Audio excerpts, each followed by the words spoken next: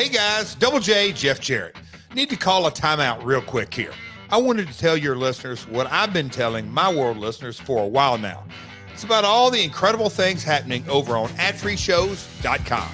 Eric Bischoff breaks down TNA's Aces and Eights storyline like you've never heard it done before on the latest edition of In Depth. Because that show, one of the threads in that show was always who's the mole? Who is in this club that knows this information that could literally put us all away for life? You know, who can we really trust? And guys would use that concern about trust against each other for their own agendas. Referee Mike Chioda opens up the mailbag every other Monday, answering your questions and sharing classic stories like this. And just lick each side of my face and grab me and hold me. And I'd be like, oh my God, all that saliva all over my face. But I mean, you know, it would get a big pop. And just work with those guys, man. I'll tell you, never a bad moment with those guys. Never a bad day. If you're looking for interactive experiences, Kevin Nash recently sat down with Ad-Free Shows members for a premium watch-along event of his streak-ending, title-winning match against Goldberg from Starrcade 98. They wanted to split us because we weren't getting along, but there was no way that... I mean, anybody would have known that the money match would have been Hulk and Macho versus me and Scott. Like, that would have been the tag, you know, and then they could have added another guy. We would have had X-Pac. Get this and other exclusive experiences, including now being part of the live recordings of the podcast.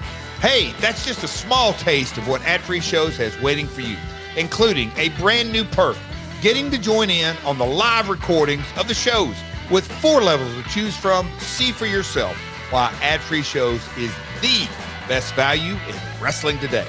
Sign up now at adfreeshows.com. That's right, sign up today at adfreeshows.com.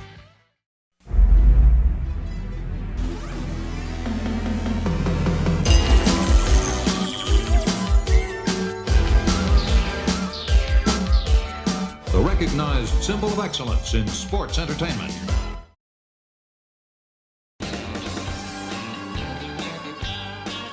Hey, it's Conrad Thompson, and you're listening to My World.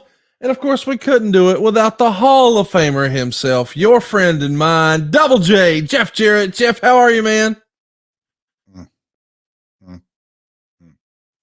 Taking that Tennessee Titans loss that bad? Is that real? What has happened to football? The bowl games are useless because everybody opts out. The culture at the Titans,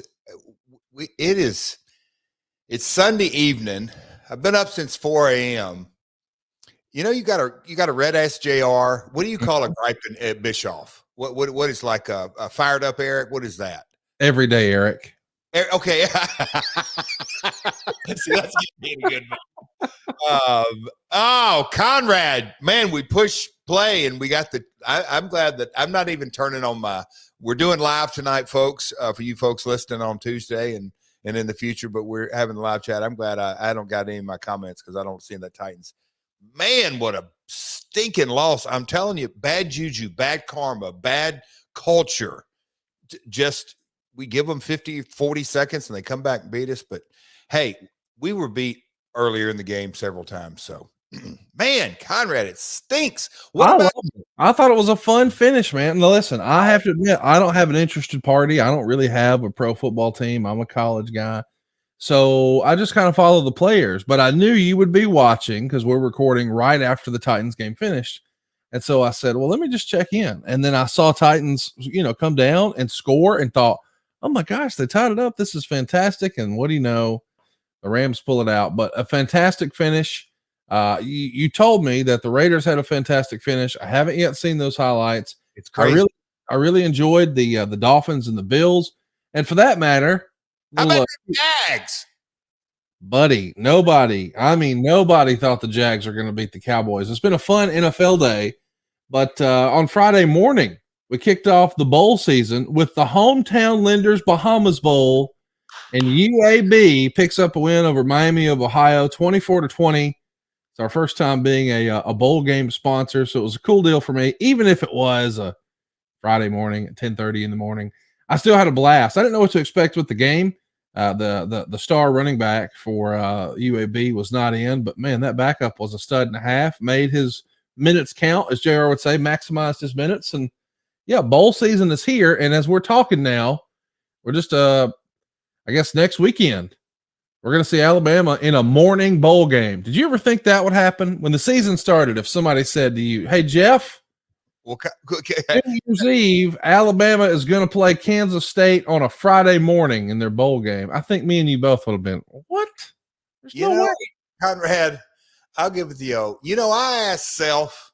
Yeah, Self. How long has it been since Alabama has played a morning bowl game? Not 1 year, not 2 years. Let me jump ahead, Conrad. How old would Cody be with the last time the Bama played a morning bowl game? And he just had his Sweet 16 about a month and a half ago. By the way, shout out to Cody. I saw my man posting on IG. He's behind the wheel now. Look out, Hendersonville. Goodness gracious. Oh, you have no idea, my man. You just have no idea, Connie. I can't wait to see it. Like, I'm gonna need to come check this out. I don't. We talked about the fact that he was turning 16, but it just sort of, I didn't put 2 and 2 together, and it's like, oh shit, it's here, man. Oh boy. Oh boy. I'm still chuckling it every day, Eric. So, Conrad, how you doing, pal? You've had a busy weekend. And, I have. Before we get into that, I was on the plane yesterday and just flipping through the channels, as they say. What about the Crimson Tide's basketball team? They are. I know you're a football state, but it's impressive. So, love to talk sports with you, but man, I had no idea how good they were. Bunch of young kids, freshmen and sophomores. So they'll get a run, and then they'll all go to the NBA. It's college sports is. It is not what it used to be, but that's okay. Things change. Time moves on. Time doesn't stand still. But yeah, it's always good to shoot the crap with you, my friend on sports. Can you imagine? I mean, what is going on? I mean, Purdue's number 1, Virginia's number 2, Connecticut's number 3, Alabama's number 4 in basketball. Like, that's kind of hard to even imagine to me. Yeah.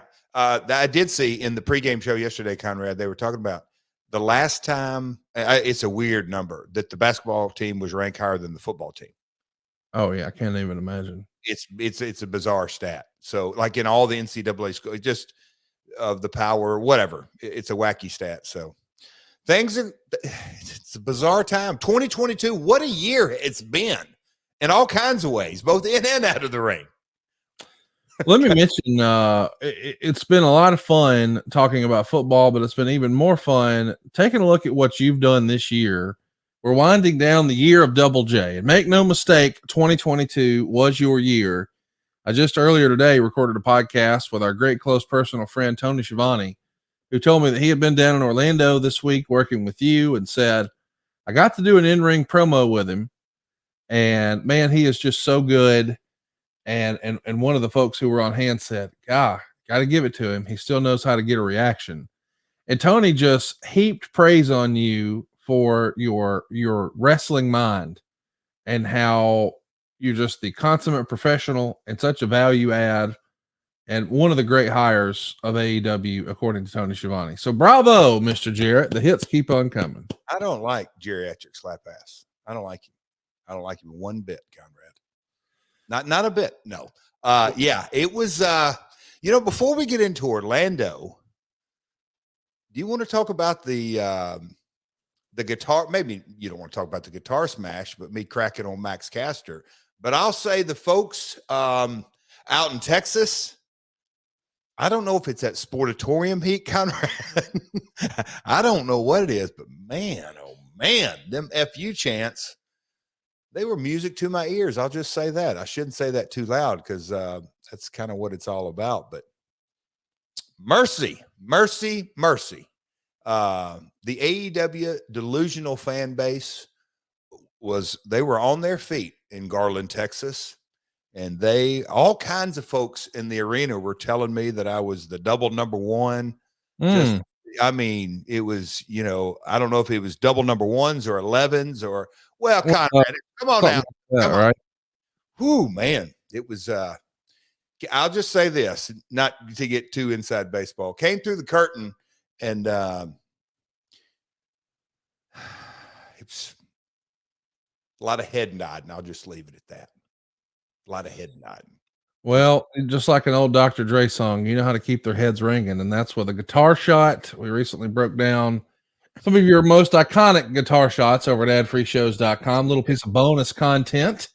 But maybe my favorite piece of bonus content we're cranking out is happening at the end of the month. Oh, yeah. I can't believe this is real.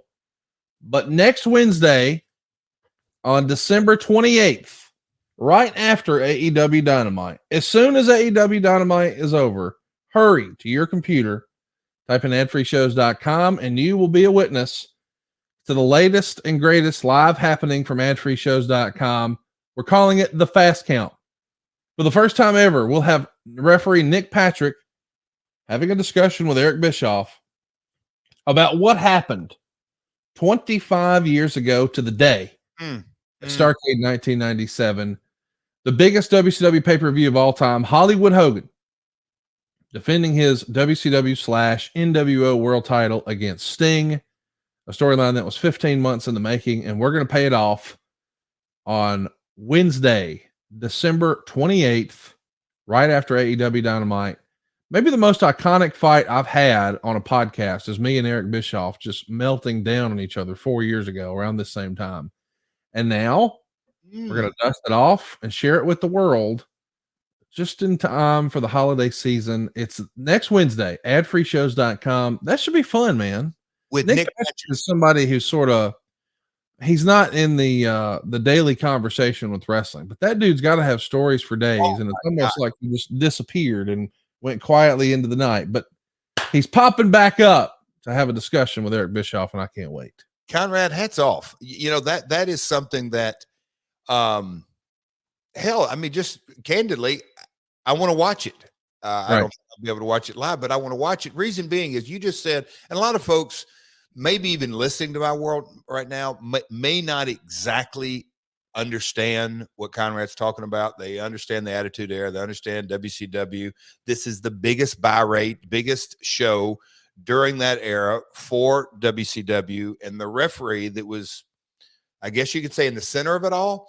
Yes. But it's just, look, not just another referee. Nick's father, Jody Hamilton, a legendary territory heel that knew the ins and the outs of the business. That's an understatement. He also ran the power plant. I mean, just another, to me, I think people that the family doesn't get the credit of just or the lineage or those two. But Nick, you're right. He's seen it. He speaks with authority, not just saying that because he's a ref. He's just man, I hadn't seen him in years. But he was a guy when you had him as a ref, and I know this is I'll just say, yeah, shoot, this audience. Nick could go out there with two young guys, Conrad. I don't know if you know this, and he could call their match. Mm-hmm. And I'm sure maybe you've talked about that on other pods, but Nick, very accomplished hand in the industry. So yeah, that's a coup you got. And I just hope every day Eric comes up with guns blazing at you and just wears you out. I can't wait. Join us. Make plans to join us. Wednesday, December 28th, right after AEW Dynamite, adfreeshows.com. The Fast Count. I'll moderate a discussion about the Fast Count, what was supposed to happen, what did happen, what should have happened. We'll watch the match. We'll talk about what was said beforehand. We'll talk about what the fallout was afterwards. Man, a lot of people circle that day and say, it's more iconic in more ways than one. Was it the beginning of the end? Was it the biggest and baddest platform WCW ever had? Did they fumble? Did they overbook themselves with the silliness of Bret Hart and thinking that was more important than their own storyline? Did the worm turn? Yeah, did the worm turn? Yeah, at adfreeshows.com. Hey, man, before we get into our topic, go ahead. I do want to touch on, look, this is title of the podcast is My World. So just kind of how, on a personal level, got up early, obviously, this morning, but I was coming home from Orlando and I had a little time to reflect. I just thought it was really cool yesterday morning, Saturday morning. Flew down to Orlando. How many times have I done that? But I was, getting in the car, Uber, and I'm going over to Universal Studios. And how many times I had done that in my life. Now, folks, the outcome that you'll see in front of the camera Tuesday night on Dark, me and a gentleman by the name of Satnam Singh, who I found out he wears a size 23, 24, 25 shoe. Conrad, that's a big foot. But me and Satnam, I make my premiere on Dark, but I'll say this, at Universal Studios, started going down there, obviously a long history, but Conrad, it was surreal. It was one of those special moments. All kidding aside, we've talked about, you've joked with me, but then been serious, 2022 has been a cool year, but from a personal point of view, and I'll call it my day job with AEW, and there's a lot of exciting things, and we'll talk about that in 2023, but just to get the opportunity, Conrad, and see some of the faces. I pulled up to the guard shack, and I was still in the car, Uber, and I was getting my bag out, and a gentleman walked over to the car, and I couldn't see him, and the first words, he leaned down and said, "Hey, where's Karen?" And I recognized the voice, and look, there were so many faces that I got to see, Conrad, that I hadn't seen in 5 years, because last time I was down there was 2017. But folks I've been working with since 2005. So, there was a lot of, it's cool, and the backlot and the parks are still going on. And I can remember cool nights in the winter in Orlando when the breeze would start going in. Anyway, so we had a dark taping down there, a matinee and an evening. But as far as me personally getting to see all kinds of folks that I hadn't seen in years and years and years, Conrad, it was special. It was really, really cool.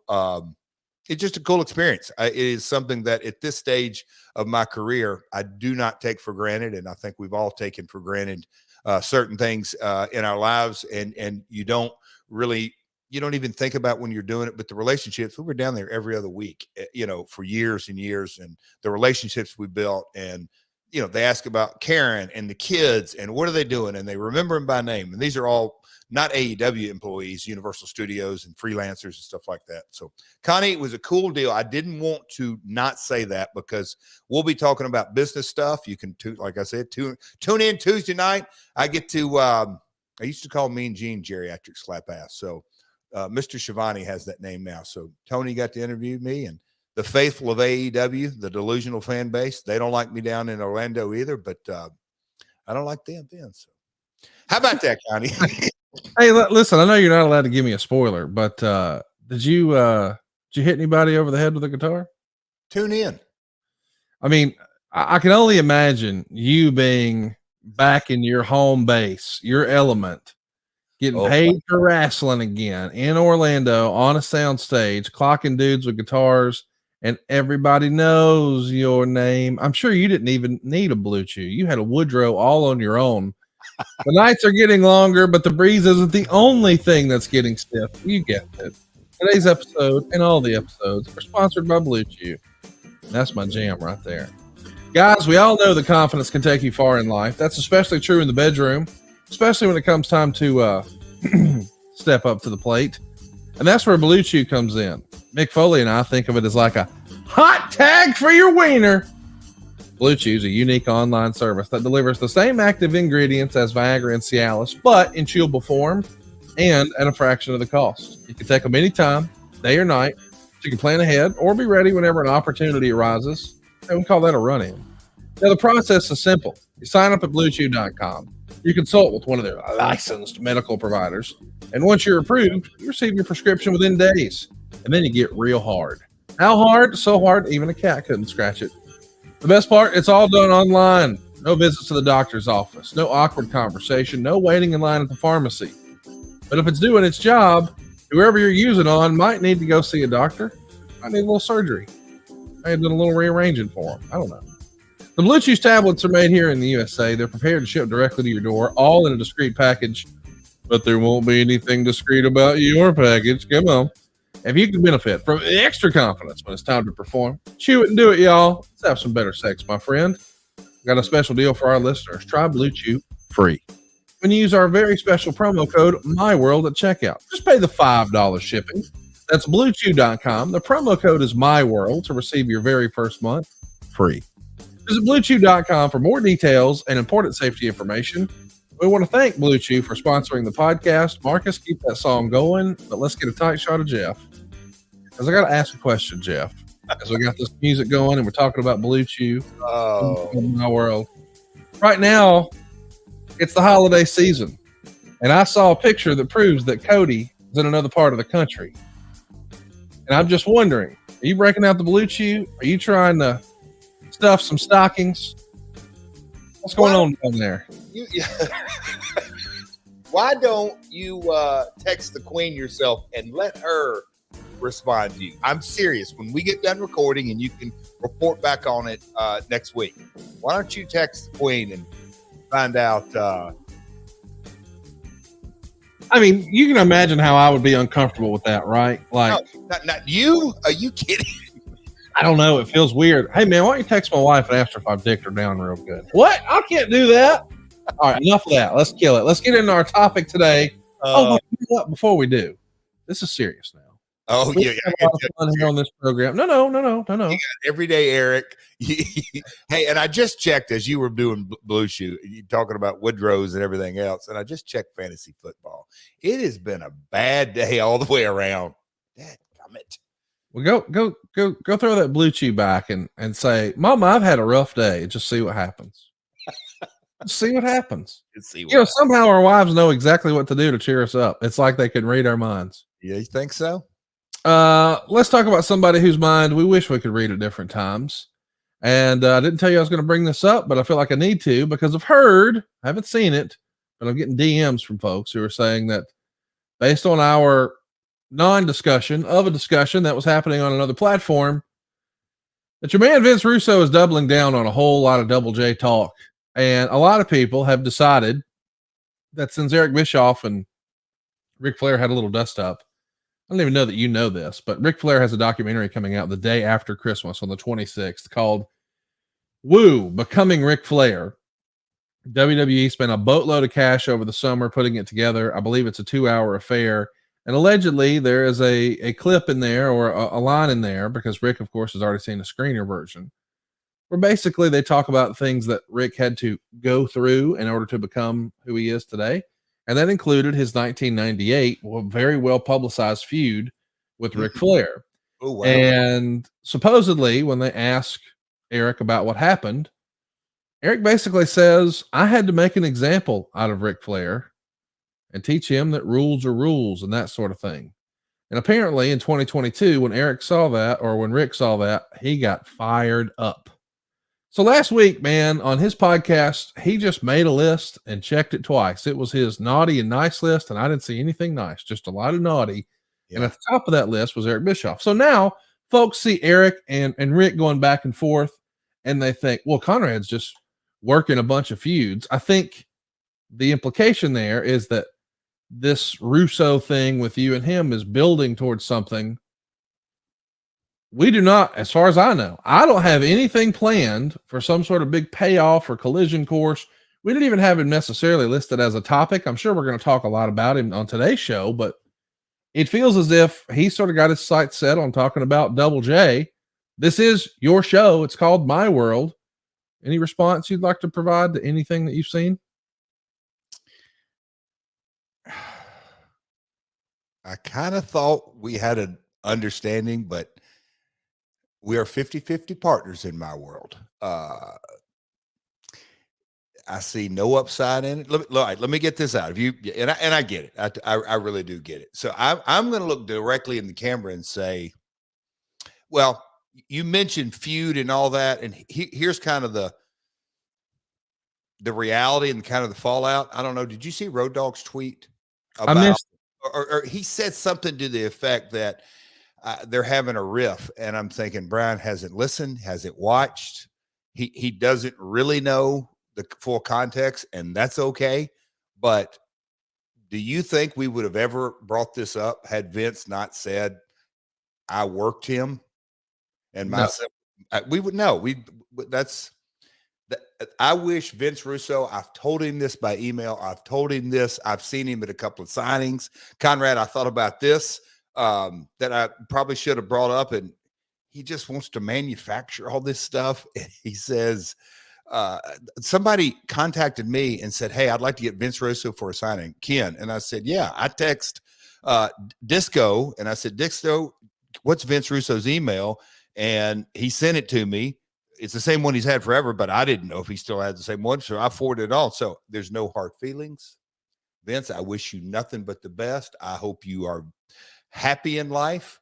I would have never responded to Conrad had I known all this silliness, but it is exactly what I thought, almost to the T, that I said last week. I'll be very curious to hear his response, but maybe he didn't take a look at the man in the mirror and really like, what's his role in all of this? Conrad said, "You got me doing it again." It just, you talk about culture and bad juju, and it just, Vince and Road Dogg thinks there's a riff and all this kind of stuff. I'll say this: Vince has I truly believe Vince believes everything coming out of his mouth. Mm-hmm. No doubt in my mind. So I'll just diplomatically, and I'm happy for him. He has his version of his truth, or it's his truth. Maybe that's better said. I have my truth or my version of the truth. I agree to disagree. There's no doubt in my mind. Go on with your life. Be happy about it. But he wants to start saying that I worked him. So I had a guy who does my analytics on the deal, and he goes, "Hey, he's talking about," I said, "Do me a favor. What kind of traction is all this getting?" And he said, "Give me a few minutes." He came back, 0 traction. It's 8, 10, 15, 20 people, whatever it may be. It's not a topic discussion. It's not that, it's little to nothing. And here we are giving more time to it, but it's silly. And he screenshotted 2 tweets that Vince put. And one was, it's something to the effect that he left the wrestling business 11 years ago. Yes. Yeah, something like that. And then the following day, and Conrad, maybe you know this, the following day, he said something about he's happy to say that he's writing for 2 wrestling websites. Yes. So let me ask you. I saw it. Do you think Dave Meltzer's in the wrestling business? I do. Yes. You think Wade Keller's in the wrestling business? I do. They're wrestling journalists. I believe you're a wrestling podcaster. I'm a wrestling podcaster and business development and international and partners in WrestleQuest. But yeah, I'm a lifer. I'm a 36-year veteran in this wrestling industry. But Vince wants to say it. It's kind of a perfect example that he left the wrestling business one day, and he said he's not in it, but he's making a living out of it. And I was just like, okay.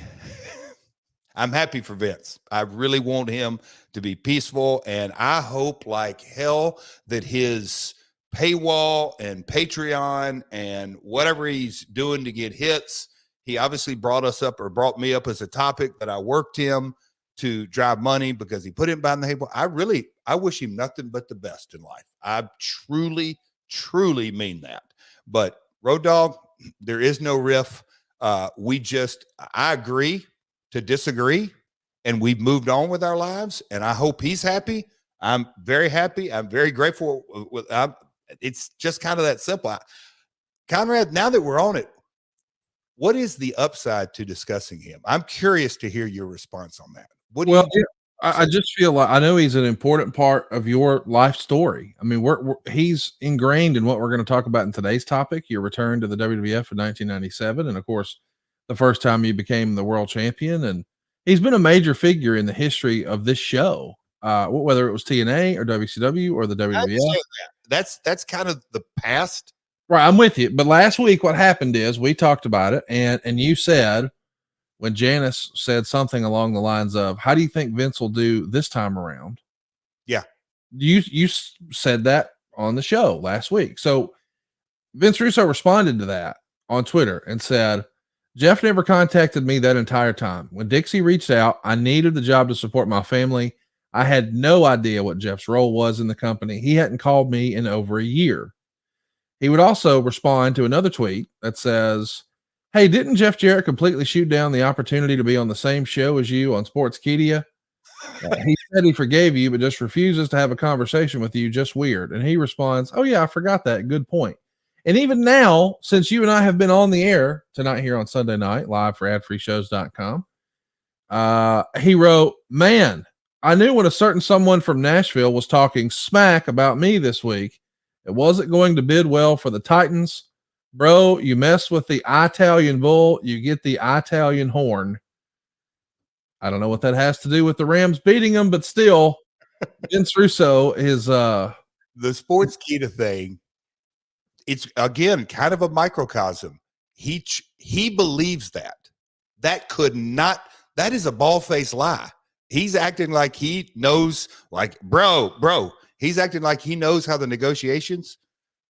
I know what happened there. We don't have to spill the beans, but I'm on your side. That's not the way it happened. It's just, but see how he literally is like, yeah, I forgot about that. Jeff, again, he plays the self-pity card. And that's, look, I believe it's potentially a generational thing. I don't know, but he loves, oh yeah, that happened to me. Mm-hmm. So wait a minute. What's your role in this, Vince? Oh, nothing. And then he says, I took the job with Dixie, which I totally agree. He made a decision without question, with all the water under the bridge. And I'm not disagreeing with him, but he made a decision without question to take a job over a friendship. There is no gray area here. And I'm happy that he did. I'm absolutely happy that he did. Because it wasn't any one set of circumstances. It wasn't the Janice comment. It wasn't creative. It wasn't me finding out things that he had told Dixie. It wasn't things finding out that he had told Dutch and Talent and DeMore and Borash and Glenn Gilberti, and I could go down people who thinks they are his friends or my friends or a collection of it, all of them. I guess you could say it was a instance after an instance after an instance after an instance. And I'm going, maybe I have not really looked at this accurately. And I'm going to go back to him, him saying that I used him. What? I used him. So he's telling me that just like I held Vince up with a 357. Vince, if you don't write this segment for me, I'm going to blow your brain. What? I can't believe we've given him time again. I really can't, Conrad. I really can't. And I do, going back to it. And this is, maybe I would have, maybe not. But certainly I'll say in the last 5 years, I really hope him and his wife and his kids and his grandkids and I hope they have the happiest life that they can possibly have. I sincerely mean that. I really wish them nothing but the best, but it's like, yeah, I mean, he's talking about the Titans, which I chuckle because at the end of the day, the Titans, I think they got a bad juju and a bad culture going on. And I think if me and you keep talking about Vince Russo, Conrad, I just think I know my audience doesn't want to hear it. Or so my analytics guy says it's a tiny bit, maybe his audience. Yes. Or I don't know. I'm not going to talk about his audience, but a very, very teeny tiny part of my audience wants to hear it. But and because who wants to hear, I'll call us grown men talking about nonsense. And I mean, going back to him, bro, he worked me, but I'm going to put it behind my paywall and work you guys. Oh, okay. I got you. Makes total sense. Fair to say that you want to table the Vince Russo conversation moving forward. Yeah. There's no, literally, there is no upside. Unless you tell me different. More, we're having an open business discussion right now. Me and you how many times have I had conversation with you and said, "Hey, Conrad, this podcast lane is, dude, it's Yeah, you always defer. Always. Yes, you always defer. I appreciate that. So is there upside? Well, I brought it up just to see what would happen, and I don't regret it. And I don't regret AG1. Jeff and I start our day every day with one scoop of delicious AG1 from Athletic Greens. Can I stop you a second? Yeah. My AG1 just got delivered just got delivered 20 minutes ago. That's bizarre. How about that? Dude, it's on time all the time. Yep. I gotta admit, my wife first got us using Athletic Greens at the start of the pandemic. She is a longtime user of Athletic Greens. It got me onto it. But man, we got the Blue Chew soundtrack back for Athletic Greens. This gets me in the mood. See, you do one to handle your business for them. You do one to handle the business for you. And this is for you, baby. If you're looking for a supplement that actually tastes great, maybe you want to see what all the hype is about. This might be the worst music bed we've ever picked for this. We're going to power through. With one delicious scoop of AG1, you're absorbing 75 high-quality vitamins. And based on the music, they are sexy vitamins. They're minerals that are going to get you going. Whole food source superfoods, probiotics, and adaptogens to help you start your day right. Take care of your gut health, your nervous system, your immune system, your energy, your focus, your recovery, your aging, all of your things. It's even going to get you ready for a verbal joust with Vince Russo. Okay, maybe not that far. It's lifestyle friendly, whether you eat keto, paleo, vegan, dairy-free, gluten-free. Man, there's less than 1 gram of sugar. There's no GMOs. There's no nasty chemicals. There's no artificial anything. And it still tastes good. It's going to support better sleep quality. It's going to support better recovery, better mental clarity, better alertness. Think of it as like your all-in-one nutritional insurance. And here's how you know it's good, baby. Over 7,000 5-star reviews. Right now, Jeff and I believe it's time to reclaim your health and arm your immune system with convenient daily nutrition. It's just one scoop in a cup of water every day. That's it. No need for a million different pills and supplements to look out for your health. And to make it easy, Athletic Greens is giving you a free 1-year supply of immune-supporting vitamin D and 5 free travel packs with your first purchase. All you have to do is visit athleticgreens.com/myworld. Again, that's athleticgreens.com/myworld to take ownership over your health and pick up the ultimate daily nutritional insurance. Marcus, it's a vibe now. Keep the music going. Let's go back to Jeff. And, maybe the deal here, Jeff. Now, you know what? I'm chuckling because you're not laughing at this music. You're laughing at me because you got me. I know what that laugh is. Hey, look, look, there's no upside in the gift you sent in text, and I'm chuckling at myself, and I'm thinking, that son of a gun. He just got me to talk when I didn't want to talk. And you've done it before. Hell, you can make me cry at the drop of a hat. Now today, hell, I'll just keep talking about him if you want, partner, because if that's what you want. But over the last 5 years, I'll just say my hobbies, Conrad, are reading psychology, stoicism, philosophy, all these kind of stuffs. And it really starts with leading yourself. And before you can lead yourself, Conrad, I'm really going to get deep here. Before you can lead yourself, you have to have the ability to be self-aware and look inward instead of outward. And that's why I said, like, what is my role? And to get into the serenity prayer. God, grant me the serenity to accept the things I can't change, courage to change the things I can, and the wisdom to know the difference. Okay, that wisdom to know the difference is that's that kind of barometer there. And look, a lot of folks in my past, I know, and that's what I've said, I've screwed up in there is not one relationship that I've had in my 55 years of living that I haven't been at fault at, some degree, some more than others, obviously. So growing as a person, because I want to grow as a leader, and that doesn't mean just business. I'm talking about as a human being, as a father, as a husband, as my work with Salvation Army, all that kind of stuff. But it at the very core of it is psychology and philosophy and everything that go with it. So I would say over the last 5 years, thousands upon thousands of hours of reading and research and counseling and all that kind of stuff. And so It's a part of my DNA. When I go about life, whoever I'm having a conversation with, I can't help but I'm a much better listener.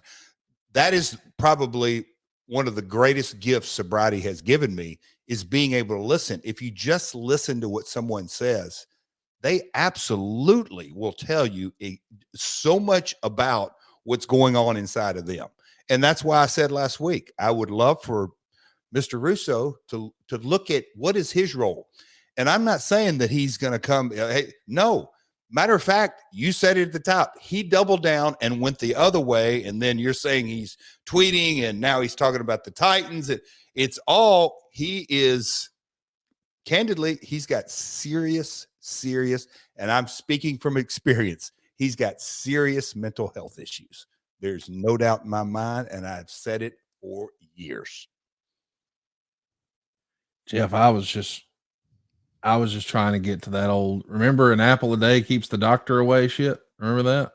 When we were kids? You know, an apple a day keeps the doctor away. You get kids to eat their fruits and veggies, right? You've heard of that.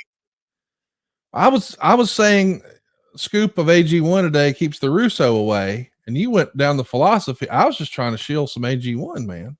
You were. I don't buy that at all.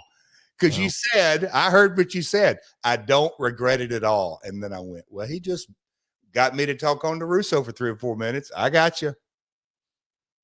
Well, I was trying to come up with a clever transition for Athletic Greens, but let's move on. We'll move on from Russo. And I think Marcus got the clip he wanted when you said he has severe mental health issues. Didn't expect that, but hey, and make sure you include it in that clip. I'm speaking from experience. No, cut that out, Marcus. Let's make sure Jeff looks like the heel in real life that we know him to be on camera. No. So listen, we talked about when you left WCW last year. The topic. We're finally here. Well, that was the topic last year. What a great piece of art that was. Throw it up there again.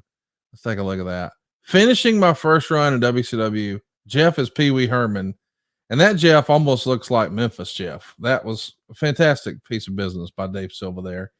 But now we're going to pick up where you left off. So you leave WCW to come to work for the World Wrestling Federation.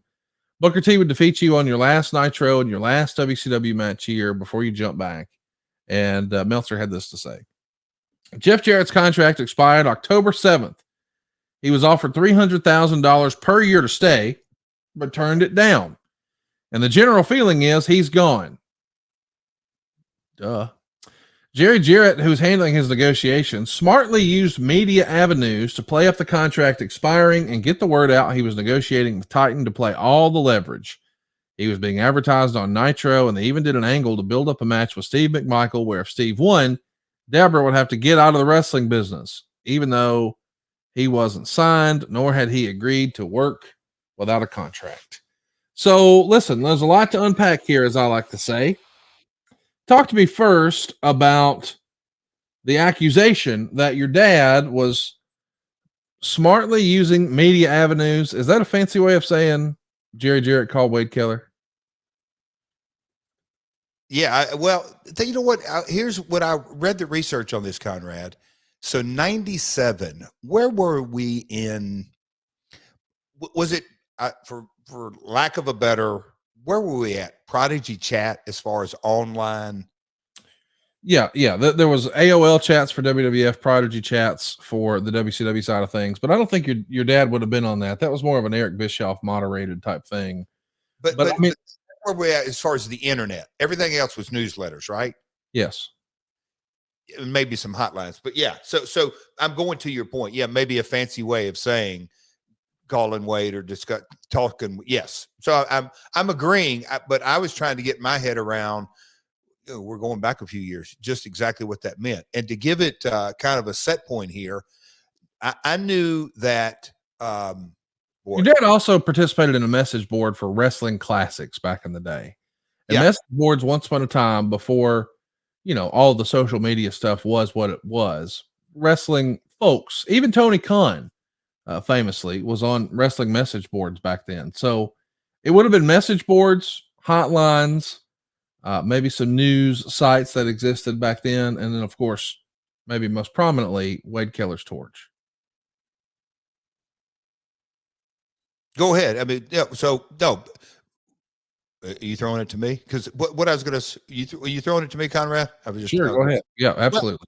Well, because I was sitting there thinking, just to kind of give it a set point from what my thought was the Flair, Jarrett, Horseman, that whole thing, Frick's hurt, it never got going. And by this time it had petered out. So my thought process was, oh man. And there was one angle going on at the time. You probably know this better because of your other shows, but NWO is about the only angle going on, and rightly so. I'm not saying, but as far as storylines, there was, the cruiserweights and the first hour of Nitro and high flying, all that. But as far as storyline driven, wasn't it basically the NWO and others? Yes. Yeah. I mean, and I'm not, that's not even a knock. It's just kind of the reality on. That's what it was. Yeah. Yeah. And so my mindset was, man, I don't really have a lot of, why would Eric up my pay? Is kind of where I'm going with it, that I'm going to need to at least test the waters on the other side. Yes, I was frustrated, but you don't know till you find out. The Jarretts and the McMahons had dealt with each other for years, but you didn't really know till you kind of got into things and figured it out. But I knew I needed to test the other water, and that's where I'd called my dad and basically said, hey, here's kind of what I'm thinking. What are your thoughts? And we kind of went back and forth. And so he did, for lack of a better word, go into his own, go into business for himself, so to speak. And as that was Dave, you said, that reported that, used the media. Yes. Yeah. So that wasn't at my direction. That was, hey, I'd like to hear your thoughts. I'd like your help. Maybe, and I didn't really know my dad and Bischoff's lack of relationship at this point. I knew it wasn't great, but I didn't think it was bad. But my dad had dealt with Hogan and Savage and just all the players and all that. So I was just trying to get guidance and figure out, and wanted, if I was going back to WWE, maybe my dad could be an advisor role. Agent's probably too strong. Advisor is probably the perfect word. So he is trying to maybe not handle your negotiations, but he's somewhat involved. Let's talk about the offer. It's written here you were offered $300,000 to stay in WCW using the old handy dandy inflation calculator. $300,000 in 1997 dollars translates to $556,000 today. That's a pretty strong offer, especially for a guy who used to get those same type of checks that Steve Austin did in Evansville. Was it just about, hey, Jim Ross always says it comes down to cash and creative, the 2 C's. Was it more about the money or more about the creative of, as you said, it's kind of NWO and others? The NWO and others. And look, I didn't even fault even Eric or Hogan, because they were running the show. Certainly not Kevin Sullivan. It was the Flair thing had some serious juice behind it. The 4 Horsemen deal that got traction, but nothing like I think we all had kind of, I don't want to say hope, but for me and Kevin Sullivan, I'll go on that. I think Kevin Sullivan had high hopes for it. I certainly had high hopes for it. I'll stop there because I never got the sense, Rick had, and look, you just kind of got into it. He had his own agenda, and rightly so.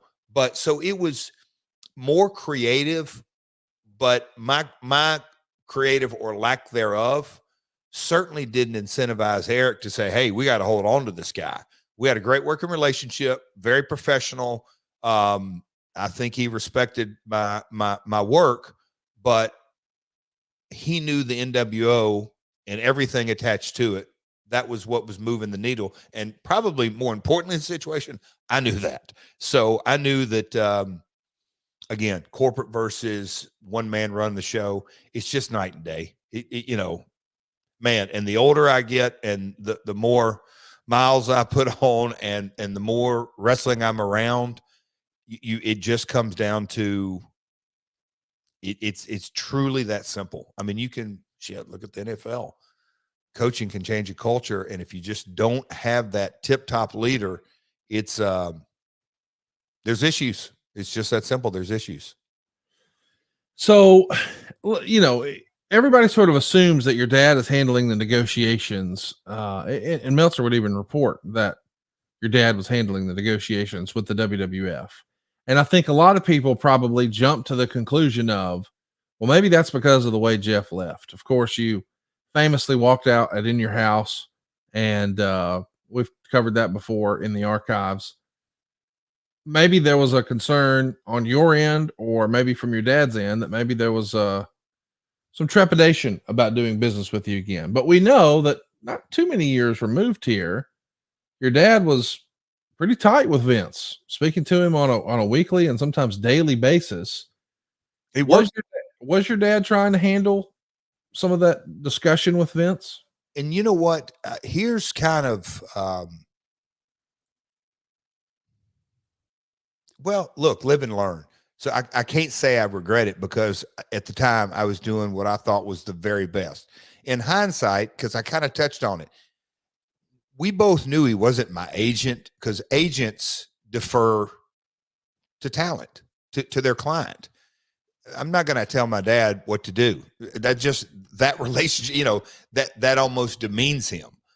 Did I want him to advise me, maybe guide me? Well, the nature of the beast of his entrepreneurial spirit is, if you ask him for guidance, what he hears is, I'm going to run the show. So there was a kind of a balance there. I'm not saying he took off and run the show, but it wasn't an agent client role. It was an advisor, but that advisor had 20 plus more years than I had the business. So that was kind of the situation. But to kind of run this whole thing parallel, Vince is the boss. JR is running talent relations. Vince Russo is leading creative or the writer. I don't know what they called the department back then. So I had a conversation with Russo, or conversations. My dad had conversations with Vince. I had a conversation with Vince in his office, and we set up a meeting to go up to Stanford to meet at Vince's house. So that's what I'm saying is, to say my dad was an agent probably doesn't do him the story justice. I got you. Were you concerned that there were going to be issues because of the way you left before? Did you know that that's just wrestling? Pretty much. It's just, I'll say this, and maybe naively so. Why is he going to take the meeting if he just wants to BS me? Either he wants the meeting or not. If he's going to take the meeting, hey, let's go to work. I mean, did I make all the right decisions before? Hell no. And I knew that. And he knew I knew that. So he's the boss. I mean, it's not like I was that kind of mentality. Let me ask, I'm not trying to pick, I'm trying to understand. And I know that, we're talking about you 25 years ago. So this is 25-year-old Jeff Jarrett here. And we're trying to get into the mind of a 25-year-old. But you had, what was that? 30. That's 30, right? Oh, yeah. You're right. Yeah. I'm trying to round down for you. That's my bad. Thanks, pal. Damn. Good. Hey, you got more abs than me and everybody in the chat combined. So you don't have to take this kind of shit. The queen saw the abs on Instagram. She was she didn't need Blue Chew neither. Roll Tide. Hey, so let's talk about, just where you were. I mean, you were in a really good program with Shawn Michaels. You'd been the Intercontinental Champion. You'd been on pay-per-view, and your whole life, as long as you could remember being a fan, the WWF had always been the big show with WrestleMania and Hulk Hogan and Randy Savage. I mean, this is where you want to be. You get there, and I think it's natural to feel a little disappointed or maybe even disillusioned. And now Hulk Hogan's on the other show. Nitro gets going. Hey, this is going to be a thing over here. So you make the jump. And certainly with the NWO, man, they're hotter than ever when you arrive, and we'll call it the fall of 1996. And it looks like they're clearly number one. I mean, WWF is playing catch-up ball no matter what we tell ourselves. And you're almost immediately put into a really cool program with Ric Flair and the Four Horsemen, which, as somebody who grew up watching the TBS show, you knew, man, this is, as far as being on this station, this is pretty doggone good. And then they come in with another big guaranteed offer, and now you're interested in going back. It feels a little bit like the grass is greener type deal. Oh, I'm missing out. Was that part of it? Or did you just realize, hey, you know what? I shortchanged myself in the WWF. I made a young man's decision. Looking back, I can see the grass really wasn't greener over here. And I do really want to be over there. Because at the time, even when you're jumping back in October of 97, WCW is still the number one show. WWE's in second position. That has not changed from 96 to 97. If anything, they've only cemented the lead even more. So just what is your thinking in, I'm turning down the guaranteed money. I know I've been programmed with Flair, but I think the grass is greener back where I was before. It's a wonderful question, and it almost goes on to, and I don't know if I'm more mad at myself or mad at you, Conrad, but we'll figure that out later. But no, here this is the kind of the fun part of podcasting, because you're assuming, and I would assume the listeners are assuming, because now we're literally talking 25 years later, and there were two companies, and then WCW went away, and then TNA came along, and we had our run, and then that went away, and then there was kind of a gray area. We all know, then AEW. So there was always the WWE, and then, promotions popping up and all that. The reason I'm kind of saying all that is, if we go back to Jeff Jarrett, late 20s businessman, looking at it through my eyes, I came up in an era where, and I'm talking teenage years. Hey, this guy got hot in Texas, and then he went to Louisiana, and then he went to Charlotte. Oh my gosh. He went back to Louisiana and made a fortune. Oh, and then they popped back over to Dallas. You talk about the Freebirds run. The Freebirds had a run for Watts. They had a run, we could go on territory days. I'm not saying that I viewed it as two different territories, but I viewed it as, well, it was. That's fair. That's what I'm saying. Two different promotions, and knowing that Japan, and I didn't always look at WWE, and I still don't to this day. There's always opportunity out there. You just got to go grab it. Now, in 96, 97, like you're saying, those were the two biggest places to make money. But I'm kind of going on, what's my best opportunity in the next 12 months? Because things can change, injuries can happen, bookers can change. I mean, just look at this year, Conrad. Nobody would have predicted in January we'd be where we are right now. And look, and I can you finish just that sentence kind of short? Like, what do you mean by that? Because I'm going to give. Nobody would have predicted in January. Well, maybe nobody would have predicted that Cody Rhodes would have jumped ship. Okay. Nobody would have predicted in January that Stone Cold Steve Austin would come back and wrestle at WrestleMania. Nobody would have predicted in January that Ric Flair was going to wrestle one more time and do really big business. Nobody would have predicted Vince McMahon would be outside of WWE. Nobody would have predicted that CM Punk would actively probably no longer be a part of the AEW roster. I know you can't talk about that. I'm not trying to. I'm just saying there's a lot of things that happened since January 11 months ago, where we're like, wait a minute, this is a whole new world that we're talking about right now. I knew you'd hit it out of the park. That's my point. I just from even at that age, enough experience to know things are going to change. Yeah. Talent's going to change. Administrators, executives, bosses, production. One thing's for certain in life, and that's change. Yes. And so you and I respect that. Hey, is the grass greener over there?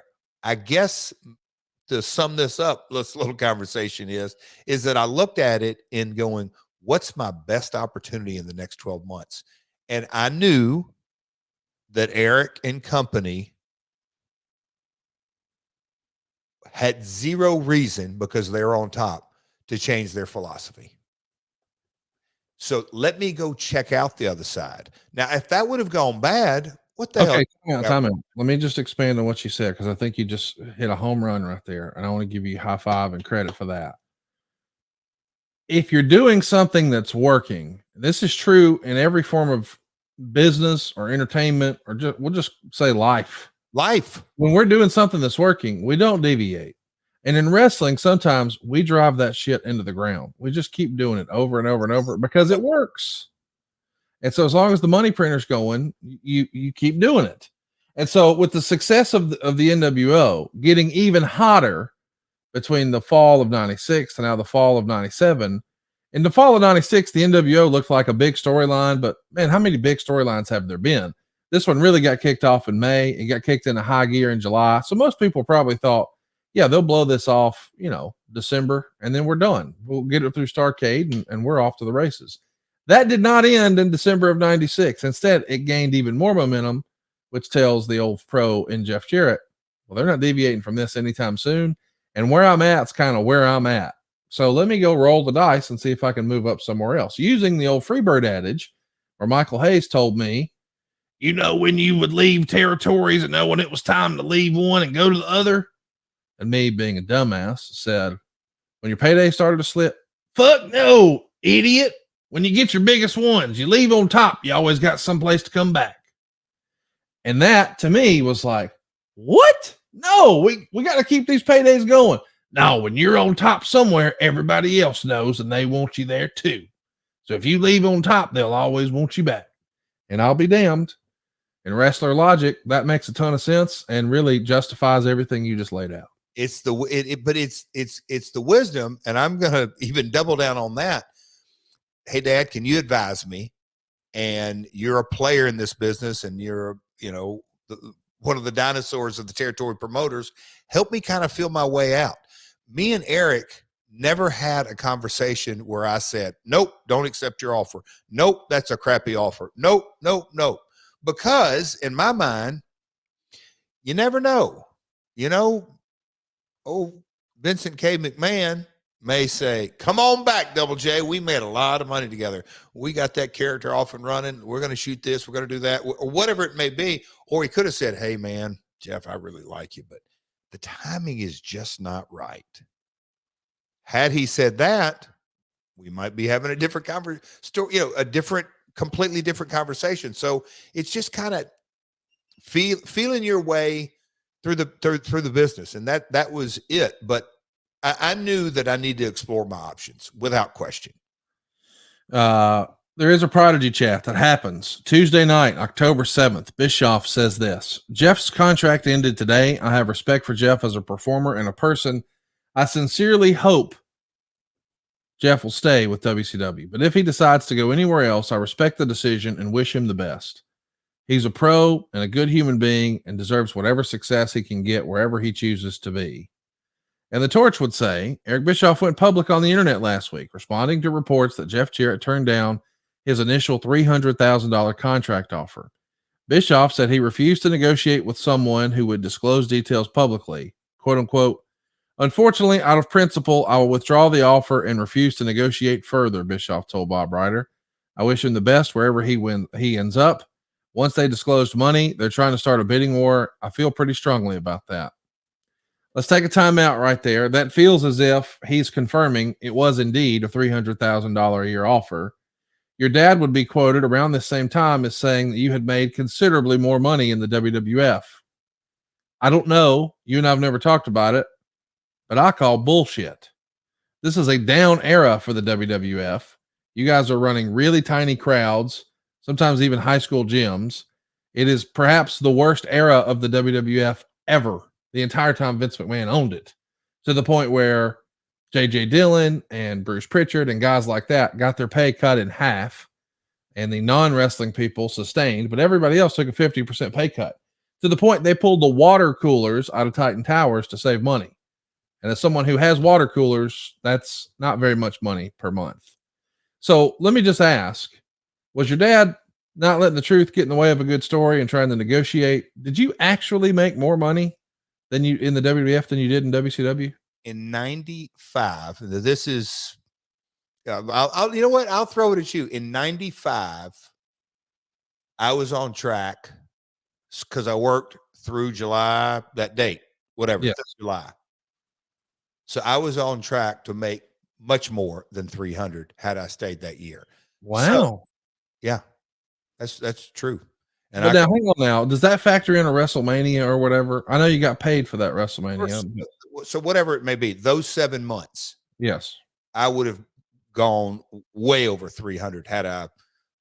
You can't quite say double it because it's the 7th month, but I'd have gone. Yeah, I would have gone well over 400, maybe 5. Yeah. Well, look, would I have been on SummerSlam? Would I have been on Survivor Series? Probably, but you can't count your chickens for the eggs, all that. But I was certainly on track to go way past 300. So well, let me ask this then. If that's the case, why would you take less money from WCW to take this contract that you're on here that you signed in 96? Is it because you knew you needed fresh creative and you looked at it as a long-term investment, or what? Did you see real value? And I'm not saying this to be funny, but did you see real value in the guaranteed aspect? Because as we know, the WWF contracts famously were really a guarantee of opportunity. Guaranteed of 10 dates of $150. Yes. And it had changed, right? Obviously it had changed because Kevin and Scott had jumped, and that was the beginning of all the change. Yeah. But so we're in the middle of this hybrid time frame. But without question, remember the Double J character, me and Brian left. I came back January, ran with Ahmed and a couple other things, blew my back out, put on a shelf. Contract was coming up. That original 3-year Double J deal was up. NW had launched in September, Labor Day, all that. Want to see an opportunity. And I'll say, Eric, pretty simple salesman. Kevin and Scott were down there. I knew that that 3-year deal didn't go all that great on the last 6 months.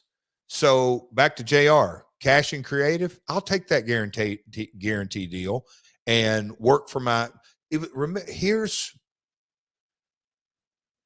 here's where I think you can either say I'm blessed, grateful, little wisdom. I did a 1-year deal with Eric. Yeah, let's talk about that because it's written here. That's signed a 1-year contract with the idea being he would sign a long-term deal about 6 months into the contract once he established himself. Is that the way you sold the 1-year deal? That's where me and Eric that's why I think I kind of felt good after I read that. I'd forgot Eric had been so professional about, hey, Jeff's a good guy. That Eric didn't have to say that publicly during this time, and he did. It's kind of where when I look at the years that all go by, that how much water went under the bridge at first because of my father, and look, rightly so, and then because of Dixie. But me and Eric have really hung in there together for a long time. And that's rare.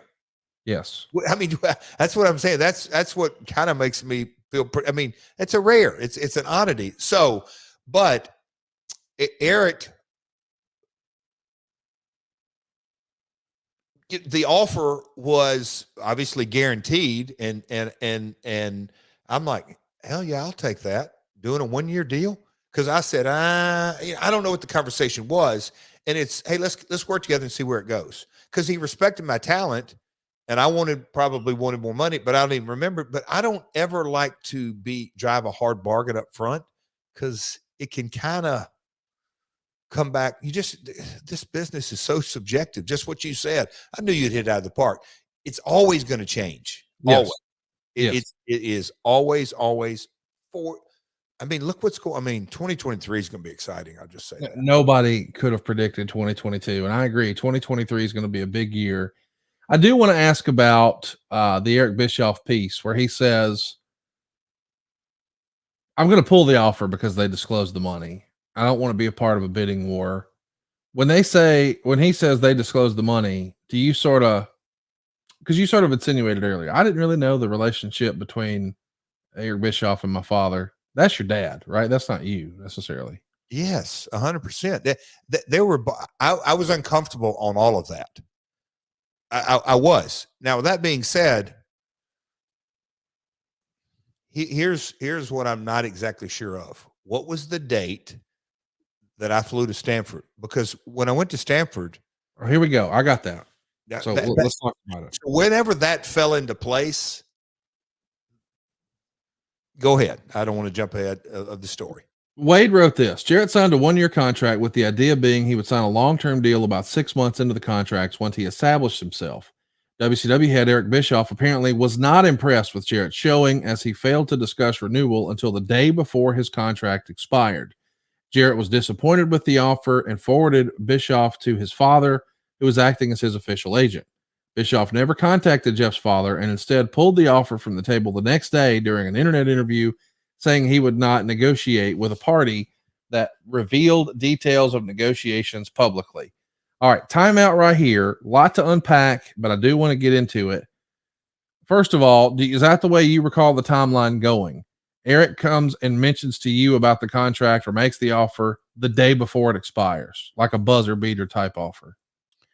So let's just call it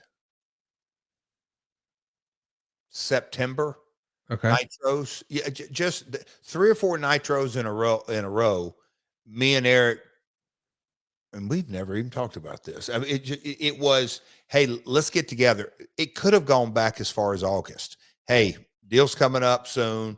Let's talk about the future. Okay. He'd go do his stuff, NWO. I'd go do my segment, whatever. Okay. Another Monday night went by. Well, we'll catch each other the next week. Oh, we'll catch each other the next week. As kind of time floated on, silence is a response. Remember that, Conrad. Silence is a response. But no, just so with the wheels turning that way, of course I'm going to start thinking, all right, let's find out options. So when I do sit down with Eric, I was hoping, look, it's just one-on-one negotiation. Eric, what do you got? What's the offer? Okay, whatever it is. All right, let me think on this. I appreciate it. And then find out, do I want to accept it? Go find out if I can better that offer, or it's really, that's only 2 choices, or go back to a counter and try to get in that numbers game. That's kind of what it came down to. And as we got closer and closer through September and into October, I'm like, okay. And that's what I'm saying. I don't know when I sealed the deal with Vince. That's so as far as the Prodigy chat goes.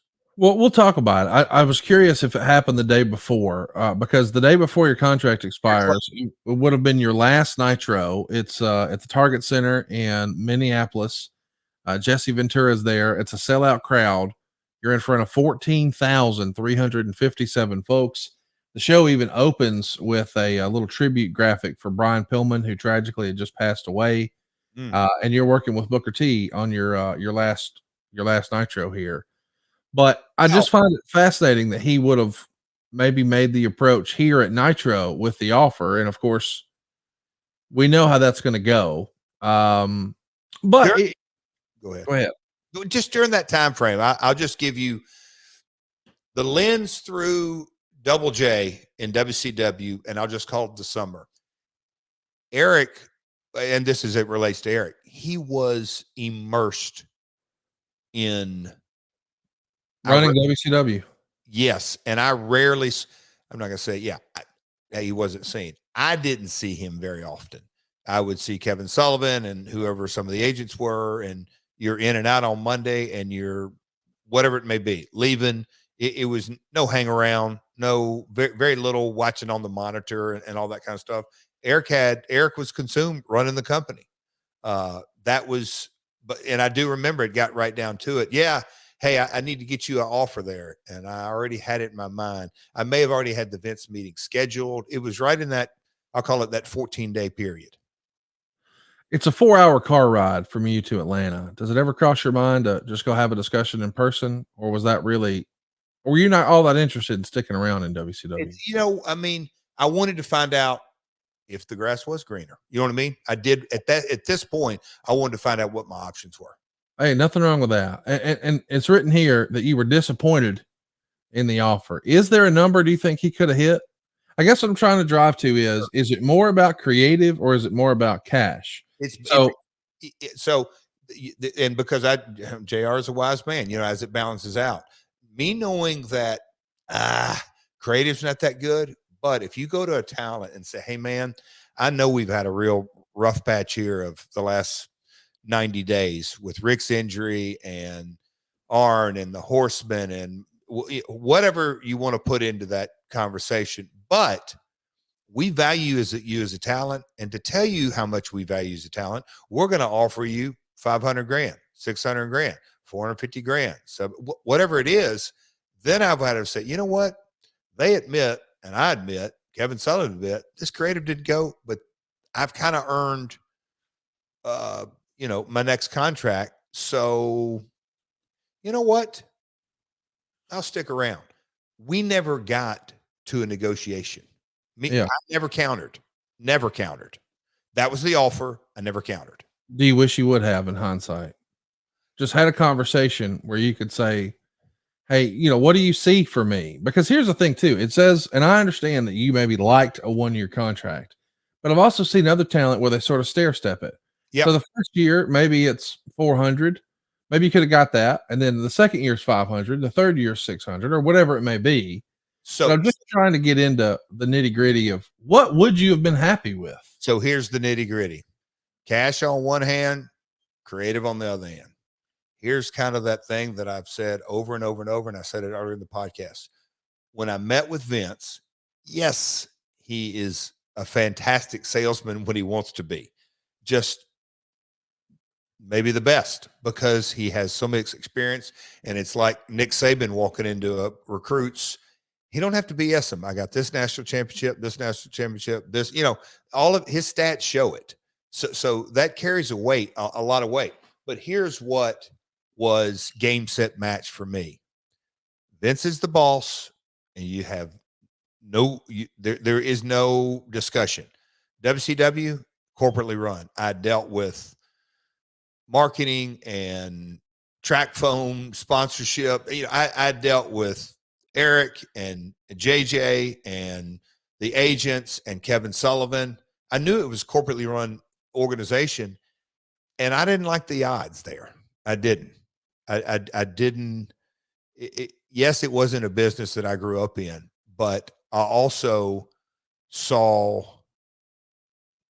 everything in my core, from the lessons my grandmother taught me, the lessons my father taught me. Everything about it is you got to have someone that the buck stops with them, that leads the vision and is headed that way.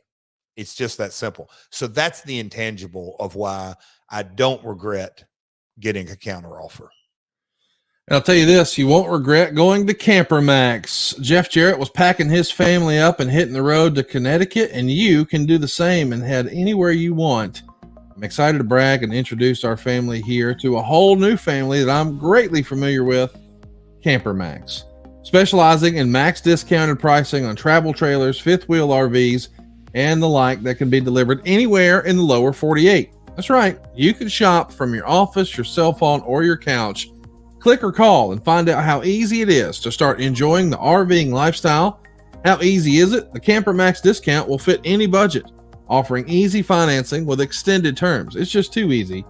Visit campermax.com. That's CAMPERMAXX.com. Campermax with 2 X's.com. Or call my old pal Rod Wagner at 256-320-7033. And be sure to mention my name, Conrad, to get the old friend of a friend deal you're going to love. Serious business. Rod and his family have been close personal friends of mine for a long, long time. If you've seen me or heard about me using an RV to get to this event or that event, Rod hooked it up, and he will hook you up too. If you're looking to purchase a motorhome, hang in there. My buddy Rod is working on that now. And I think he even buys opportunities and units. So if you're maybe looking to get into or out of yours, Camper Max can hook you up. That's campermax.com. CAMPERMAXX.com, or give them a shout, 256-320-7033. Yes, they're here in Alabama, but they will deliver anywhere in the lower 48. Just ask for Rod and let them know that Conrad sent you. Jeff, let's talk about the visit to Vince McMahon. On a Wednesday night, Jeff Jarrett and his father, longtime Memphis promoter Jerry Jarrett, met with Vince McMahon, Linda McMahon, and Jim Ross at McMahon's house. By the time they left hours later, an agreement had been reached. That's all from the torch. So it looks to me as if, and boy, this happens quickly, Monday Nitro, Tuesday, Prodigy chat. I pull the offer. Wednesday night, you're in Vince McMahon's house getting a deal. Does that line up? Is that the time? You know what I was when you were doing Camper Max, and I can't wait to take you up on that offer. I started chuckling to myself from the beginning of this podcast. You're a puppet master. Whatever that means. Don't give me that. I mean, listen, I'm just trying to figure out the timeline here. I know you wrestled Booker T in front of a sold-out crowd in Minnesota, October 6th. Back in the confines of Atlanta, Eric Bischoff does a Prodigy chat on the 7th that says, nope, no offer for him. And then on the 8th, 48 hours after you wrestled Booker T in Minneapolis, you're in New York City getting picked up, and I assume a car service takes you out to Vince's house. That was all the same week. I think so. Okay. That lines up right. So yes. And I was going to find out if the grass was going to be greener. And Vinnie Mac sold it like it's a beautiful pasture with a back 40. And well, talk to me about how that works. Did he do the whole, we're going to fly you up first class, pick you up in a limo, drive you out to the house routine? No, I mean, more or less, we're going to fly you up. Of course, I mean, there wasn't any roll out the red. Well, I mean, it depends on what you define as that.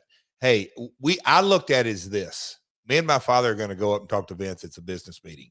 Like, no more, no less. Let me ask you this. Had you been to Vince's house before? Yes. In the driveway. I'm just trying to think, but no, I didn't hang out at the, I know that sounds crazy, but just humor me. There's lots of guys who have a story about, and then I got invited to the house. And there's supposedly like different levels, and guys have just, conspiracy theorists in wrestling. Surprise. But the idea being, hey man, if they meet you at the office, they think you're here. But if you get the house meeting, they think you're here. The idea being, it must have been a little different because I got the house invite. So-and-so did. Jericho even wrote in his book, I wore shirts that were 2 sizes too small. I put lifts in my boots. I made sure I did push-ups before he answered the door. Everybody is like, they understand my whole career, my aspirations for what I want to be in wrestling are made by the guy on the other side of this door. And this is his house. This is a big opportunity. So everybody has a sort of Vince McMahon house story. And I realize and recognize as a guy who grew up in the business, you're probably like, well, that's the bunch of goofiest Marcus shit I've ever heard. But that is the way it's discussed. So I just want to know from your experience. I have never heard that. Oh God, it's in every wrestler's book, Jeff. It's in all their shoot interviews. Like they all have stories about the house and the chef, and there were cookies, and me and Vince locked eyes on the last one, and everybody's got a Vince McMahon house story. So when I brought it up and you looked at me like I had flaming turds hanging out of my mouth, I'm like, this is a thing, Jeff. We got to talk about it. And look, that's, again, I'm going to go back to my set point. Vince was a promoter that came to Memphis, and Lawler talked him into decking him at ringside, and he became, now this promoter of the WWF who had done 4 or 5 WrestleManias at this time, but now he's a manager at ringside and Deck Lawler, and a hell of an angle got him. I've always had it. That's growing up in the business. I just never viewed Vince. Now, respect, I don't want this to come across the wrong way. From the very first time, when you see him in the ring at WrestleMania 1, 2, and 3, it's his show.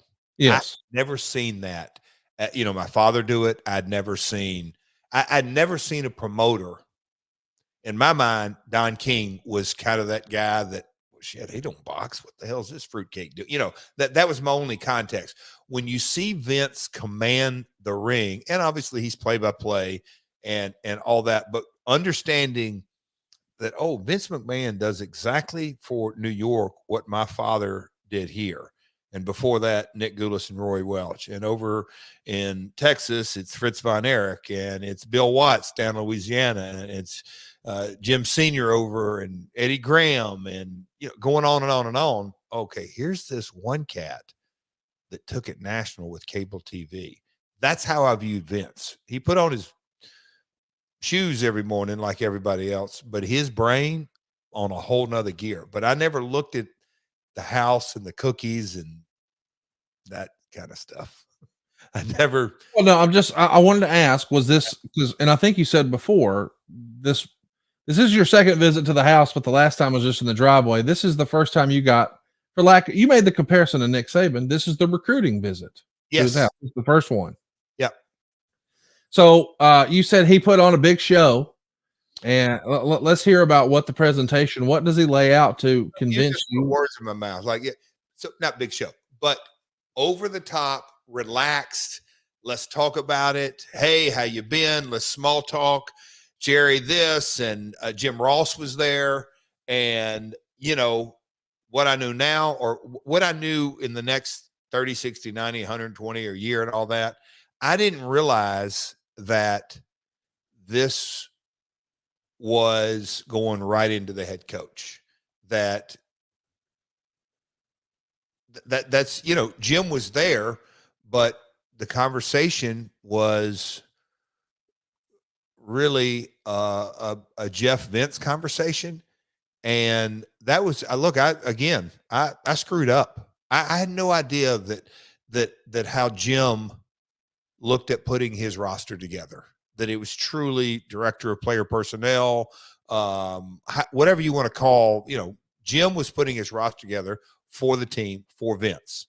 And I went right in talking to the head coach, but it was a fun 2 or 3 hour conversation. You know, a lot of conversation because.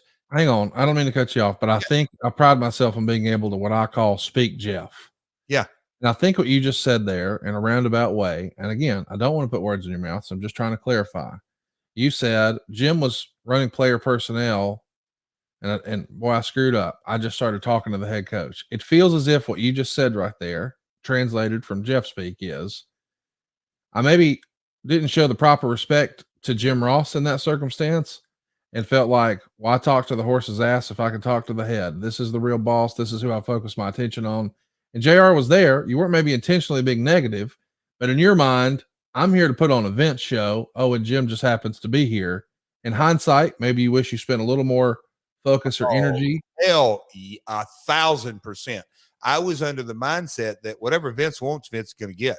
And that's, but that wasn't, look, the next 12 months told me that in a very uncomfortable way. And the following 12 months of that, even in a more uncomfortable way. That's what so you felt like, to say it differently, you were accidentally, unintentionally disrespectful to Jim Ross in that meeting. Disrespectful, probably that's too strong. Dismissive. Yes, dismissive. Hey, and young guys out there, I'm just going to give you a little, whoever's in the room matters. Okay. If they're important enough to be in that room, they're important enough for you to pay attention to. There is our golden nugget of the pod. If they're in the room, they're important. So you leave with the deal, and I assume, based on the way I've heard some of these deals before, but I don't know because you haven't told us about it. Is it as simple as, or let me back up. When you first start the conversation, at any point, do you feel like you should address, and maybe you even game plan or seek your dad's advice? Hey, do we even talk about what happened before? Do I bring it up and say, hey, Vince, first of all, thanks for having me out. I appreciate you letting bygones be bygones and it being water under the bridge from before. Do you even broach that subject? Is it something you feel like as just a nicety to get out of the way? We discussed it probably before we got on the plane, or when we got on the plane, or in the car. We discussed it beforehand, and it was very simple. Let Vince lead the conversation. He's the boss. It's just that simple. If he brings it up, talk about it. Talk about it. Yes. Did he bring it up? No. I didn't imagine that he would. So I also understand that he is going to say things like, I could see, and fill in the blanks there. He might not make any sort of storyline promises. He might not necessarily make any sort of commitment to, you're going to be the champion or whatever, but he will get to this vision for what he sees for you and how he could see you fitting into the system. And then maybe he offers a dollar amount, or does he just kick it back to you and say, what are you looking for? How does that go? We went outside and talked dollars, just me and him. By the pool? Like a back patio. Okay. Yeah. But before I get into that, here's kind of the takeaway from the meeting that I think's pretty cool.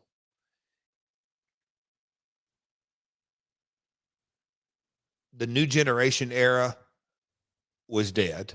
Yes.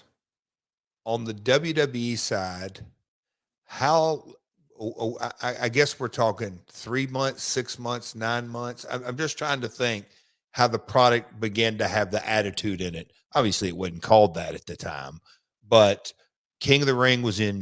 You're coming back at the right time. Shawn Michaels is jumping up and crotch chopping. Yes. With stuff. Yes. Stone Cold was in June. Stone Cold get hot in June of 96. So now we're in 97. Stone Cold's super hot. Yeah. He's just been dropped on his head. He just stunned Vince McMahon at Madison Square Garden. Yeah, but 96 was when Stone Cold, that was kind of a pivotal point, kind of. But all that. So they had all of 96 and now, so a full year of that, in that we'll call it blurring the lines. That's where I'm going with it. The line. October is when Pillman pulled a gun on Raw. So it's 1 year into the craziness. Okay. Blurring the lines is kind of what I'm saying is, yes, you can jump the sharp or you can push the envelope too far, but the transition had taken place. Yes. So in the room, you have four, and I'm definitely the youngest. Boy, I miss those days. But you have Vince, you have JR, and my father. And all three of those gentlemen had an infinite amount of territory stories. Back in the day, although in reality it's not, but their mindset was they did a lot of stuff where they blurred the lines, Lawler and Dundee, and you can go to any territory in the country, but the blurring of the lines. So there was that kind of camaraderie talk about blurring the lines, which I thought was really cool, that Double J, the country music singer, world's greatest singer, world's greatest entertainer, world's greatest wrestler, all that over the top, new generation, character, all that kind of stuff. The conversation that I can't wait to be Jeff Jarrett, that blurring the lines, let's get in there, no cowboy hat, no blinking lights, that kind of promo. Vince is like, I can just see you, you got a lot here, and we'll write some good stuff, or not. He didn't say right. We'll do some good stuff, but just kind of the authenticity. That's what I remember. You always, what do I remember? What's my takeaway? Yes, I know we agreed on money. My takeaway was, I cannot wait to be this extension of Jeff Jarrett in the WWF. That was what I could not wait to get up and running. So it was less about the money at that point. It was more about, they're going to cut me loose. Because the deal was a downside. I thought, well, I'll blow through it wasn't a guaranteed. It was a downside. I mean, Conrad, I was pumped to the gills. I was so excited. Do you remember what the number was for the downside? Sure. Will you share it, or is that private? I mean, I'm sure. I mean, it's more. It's 350 downside. Okay, so it was more. That's what I was getting to. It's a bigger offer, but it's also represents more opportunity. A lot more. And no disrespect, but I knew exactly. Well, I didn't, because I never countered, but I knew what the offer on the table was. They gave guaranteed deals. I've always liked to bet on myself. Always. Oh, I know that about you. I guess what I wanted to drive to is, I wonder if when your dad discloses the 300,000 to the media, does that get back to JR, and JR puts a bug in Vince's ear, and when you step out, he hits you with the 350 because he knows it's more, and he says, and that's the least it'll be. It'll only go up from there. Or do you disclose on that back private meeting with you and Vince, hey, they offered me 300, and he goes, well, let's do 350, and that'll be the minimum, and that's it. We're off to the races. I wish I could recall that. I really don't. I just know that I left there and was tickled to death. Well, listen, I love the idea. It's a hell of a story, and I feel like in your mind, you probably know, hey, I'm in the big time. That you didn't feel like you even wanted to flirt with the idea of doing something with ECW or Japan, and I know that sounds silly to some of our listeners, but what I know about Jeff Jarrett, and I'm not trying to speak for you, but Jeff Jarrett views this business as exactly that. It is a business. So we're going to go and take our talents where they pay the most money, and there's the most opportunity. And at the time, candidly, that was not ECW or Japan. it happens. You sign a deal with the WWF and you're going to make your debut in Oklahoma City on October 20th, 1997. And we're going to talk all about that promo. But before we do, I want to take this time out and tell everybody about a little secret that you and I know. It's that Jimmy's Famous Seafood has the best seafood in all of America. And now they're shipping food nationwide just in time for the holidays. Listen, we're all doing these get-togethers this weekend and next weekend. Maybe you're going to do a little gift exchange. Maybe you're just getting ready for bowl season and some playoff football. Whatever it is, jimmysfamousseafood.com has your hookup. This is where everyone in wrestling knows to go if you're looking for the best food that can possibly be delivered. Here's a little fun fact for you. About half the guys you see wrestle on TV get food delivered from Jimmy's Famous Seafood. Easy for me to say. Not only that, but they're shipping for folks like me and you, and we have got your hookup. If you've ordered fancy food like this before, you know that the shipping can be a little expensive at times. Well, can you beat free? How about free 2-day nationwide shipping on orders over $125 when you use the promo code MyWorld? You can use that promo code to get your hookup on Maryland crab cakes, soups, chowders, oysters, signature steaks, plus desserts and gluten-free items. There's several packages that'll make great holiday gifts, like the famous gift box, which has 4 of the world's best colossal Maryland crab cakes, 2 different crab soups, crab dip, seafood seasoning, their signature base sauce, or maybe that tailgate bundle will check your boxes. You got 2 pounds of wings, a full rack of ribs, a pint of crab dip, and crab cake mix, or you can create your very own package. Jeff and I absolutely love Jimmy's Famous Seafood. It's not negotiable for me. When I'm in Baltimore, I eat all of my meals there. I'll go for lunch. I'll go back for dinner. They have a huge menu, something for everybody. Don't sleep on their steaks either. Their prime rib is one of the best I've ever had. These guys know what they're doing. It's a family business. They've been around for more than 40 years. They've been featured on diners, dine-ins, and dives, Beat Bobby Flay, and so much more.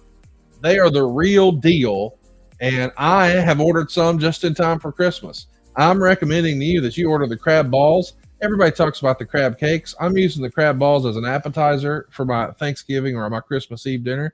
Doing the same for the stuffed shrimp. We can't say enough nice things about jimmysfamousseafood.com. Can we, Jeff?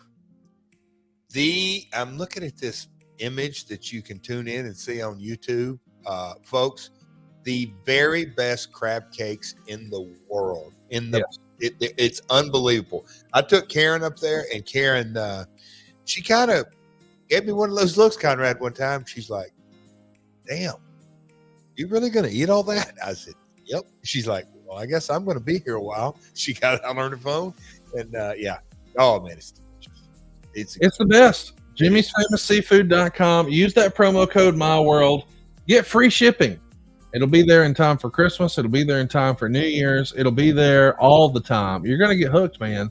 If you want a special dinner, if you want to celebrate something special, if you want to do something special for the wife or your family or a loved one, it doesn't get any better than Jimmy's Famous Seafood. jimmysfamousseafood.com. Here's the deal. Order you some crab cakes. You get them. You either roll them, however you want to make it, put them in there, cook them exactly like Jimmy tells you how to do it. But then when you serve them to family members, they're going to look at you going, oh, they're going to start asking you the questions. Did you make this? And let them think about it for 2 or 3 hours. And not till they leave, go ahead and give them the old card and say, you can order something for yourself. Because they will think you're because I did that in my house, Conrad. My daughters thought, man, Dad can really make some good crab cakes. I mean, Eric Bischoff made his on the grill and described it as a religious experience. It's something else, man. jimmysfamousseafood.com. The promo code is MyWorld. Please try it. You'll be glad you did. Let's talk about the matter at hand here. When you sign a deal with the WWF, you debut October 20th, 1997. Yes, sir. Yeah, say something just to put it all in context. I went to the big times 3 years before, 4 years, right? 93. Yeah. I kind of touched on it earlier. So to talk about the growth in the boy from Hendersonville, Tennessee's career that loved to make some picture money, I went from a contract for 3 years, and it was guaranteed 10 shows at $150 a piece. So that's $1,500 a year. Oh man, all of it, 10 shows. That's all that was guaranteed. So fast forward 4 years later, that's how radically different the business changed. By the way, in case you're wondering, that $350,000 deal that Jeff signed in today's dollars, $650,000. Look at you, So Google machine. Not bad. You got your hair slicked back here in a ponytail. Meltzer would say, with his hair slicked back into a ponytail without any sign of a gimmick persona, Jeff Jarrett walked into the ring 30 minutes into the live October 20th Raw. Jarrett signaled the first major jump from WCW to the WWF since Vader and Dustin Runnels. Now, let's take a timeout right there. Vader and Dustin Runnels jumped pre-NWO when it was still very much a war. People are fighting back and forth, but mostly the WWF's the lead dog. WCW didn't turn a profit until 1995, and that happens to be the year where both of these guys get pieced out. So the WWF is still very much the number one show. You're the first jump of the Nitro/NWO era. McMahon hopes Jarrett can become more than he was given a chance to be in WCW and more than he was in his last stint in the WWF. Clearly, from Jarrett's opening speech, he's being positioned as a top-tier star. McMahon hopes the Big Four, Bret Hart, Shawn Michaels, Steve Austin, The Undertaker, expand into the Big Five. Woo! What a statement. Think about that, man. Bret Hart, Shawn Michaels, Stone Cold, The Undertaker, Jeff Jarrett. If I'm you and I'm getting pitched that in Vince McMahon's house, I can't sign that damn paper fast enough. Let me ask you something in your Google machine. When did the 83 weeks end? What week? It was April of 98. April of 98.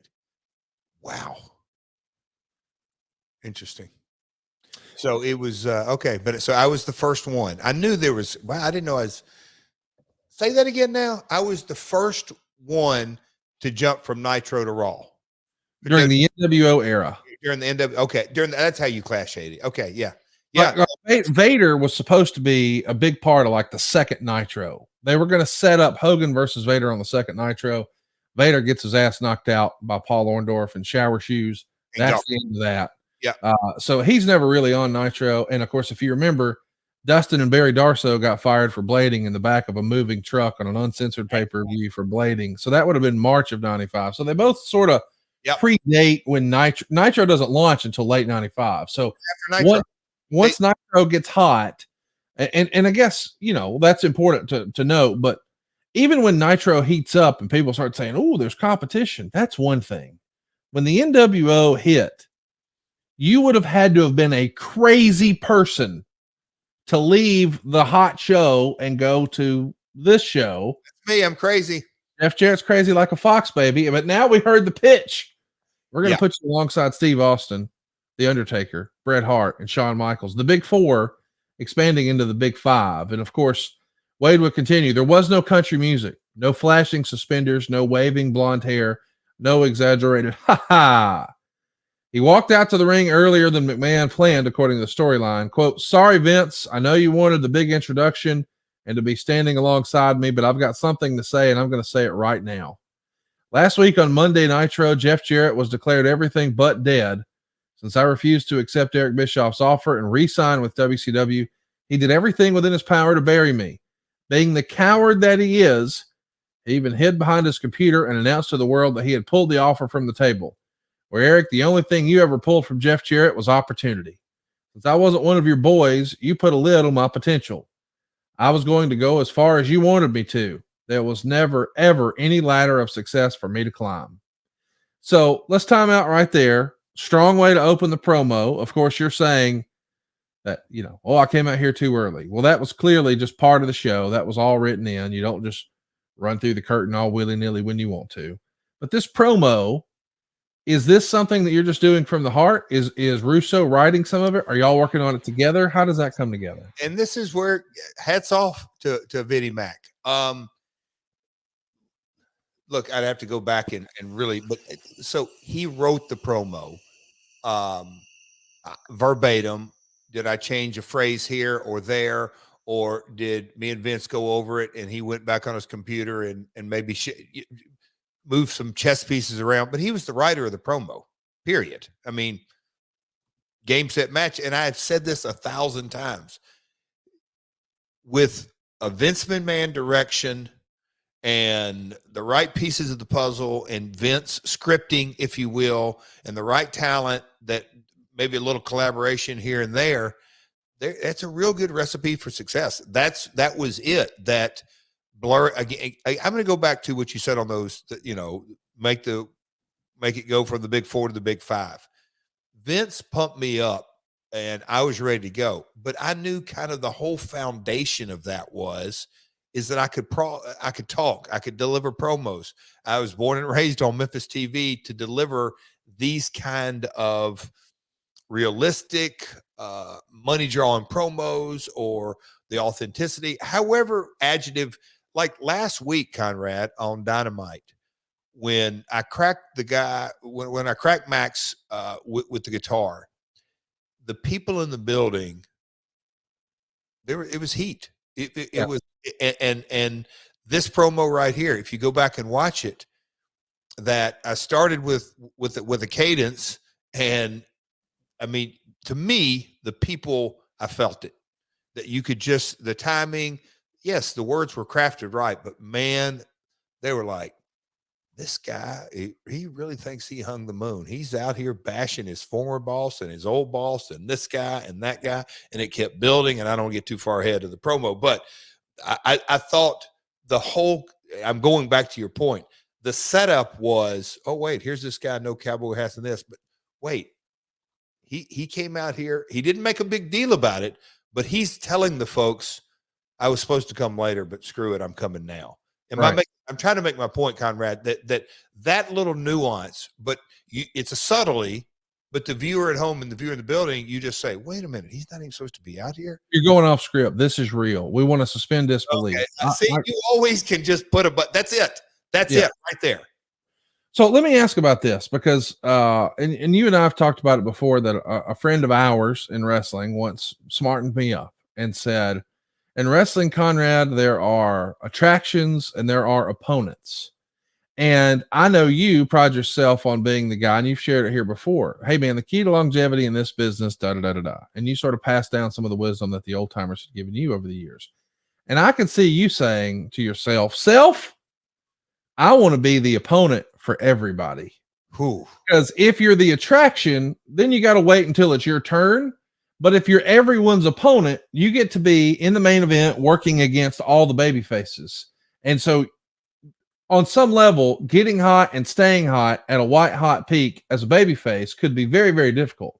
Just being the antagonist who everybody wants to see get his comeuppance, whether it's against this guy or that guy or whomever, boy, there's longevity in that. So I'm asking this in the most business-like, respectful manner.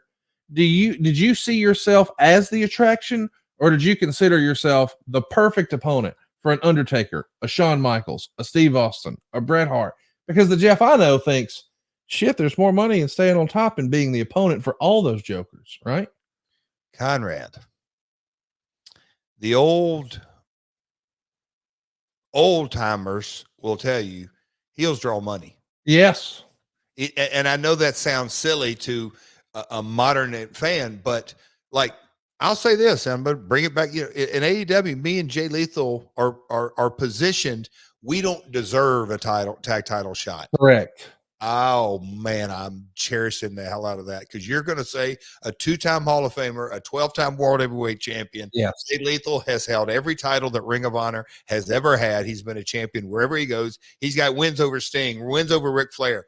Yes. Maybe the 2 most credible guys on the roster, but the positioning of it is money. And so, yes. And look, Jarrett, you still see it from time to time.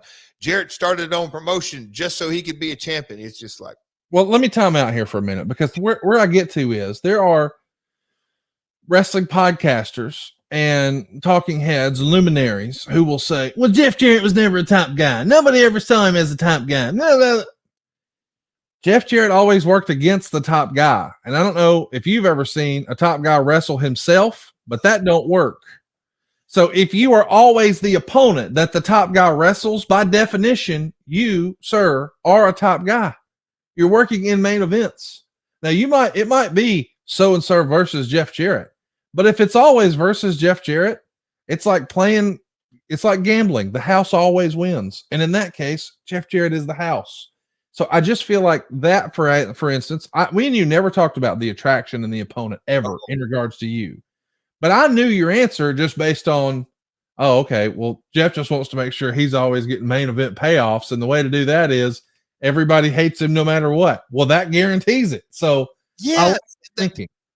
But that is, and I've never really heard it.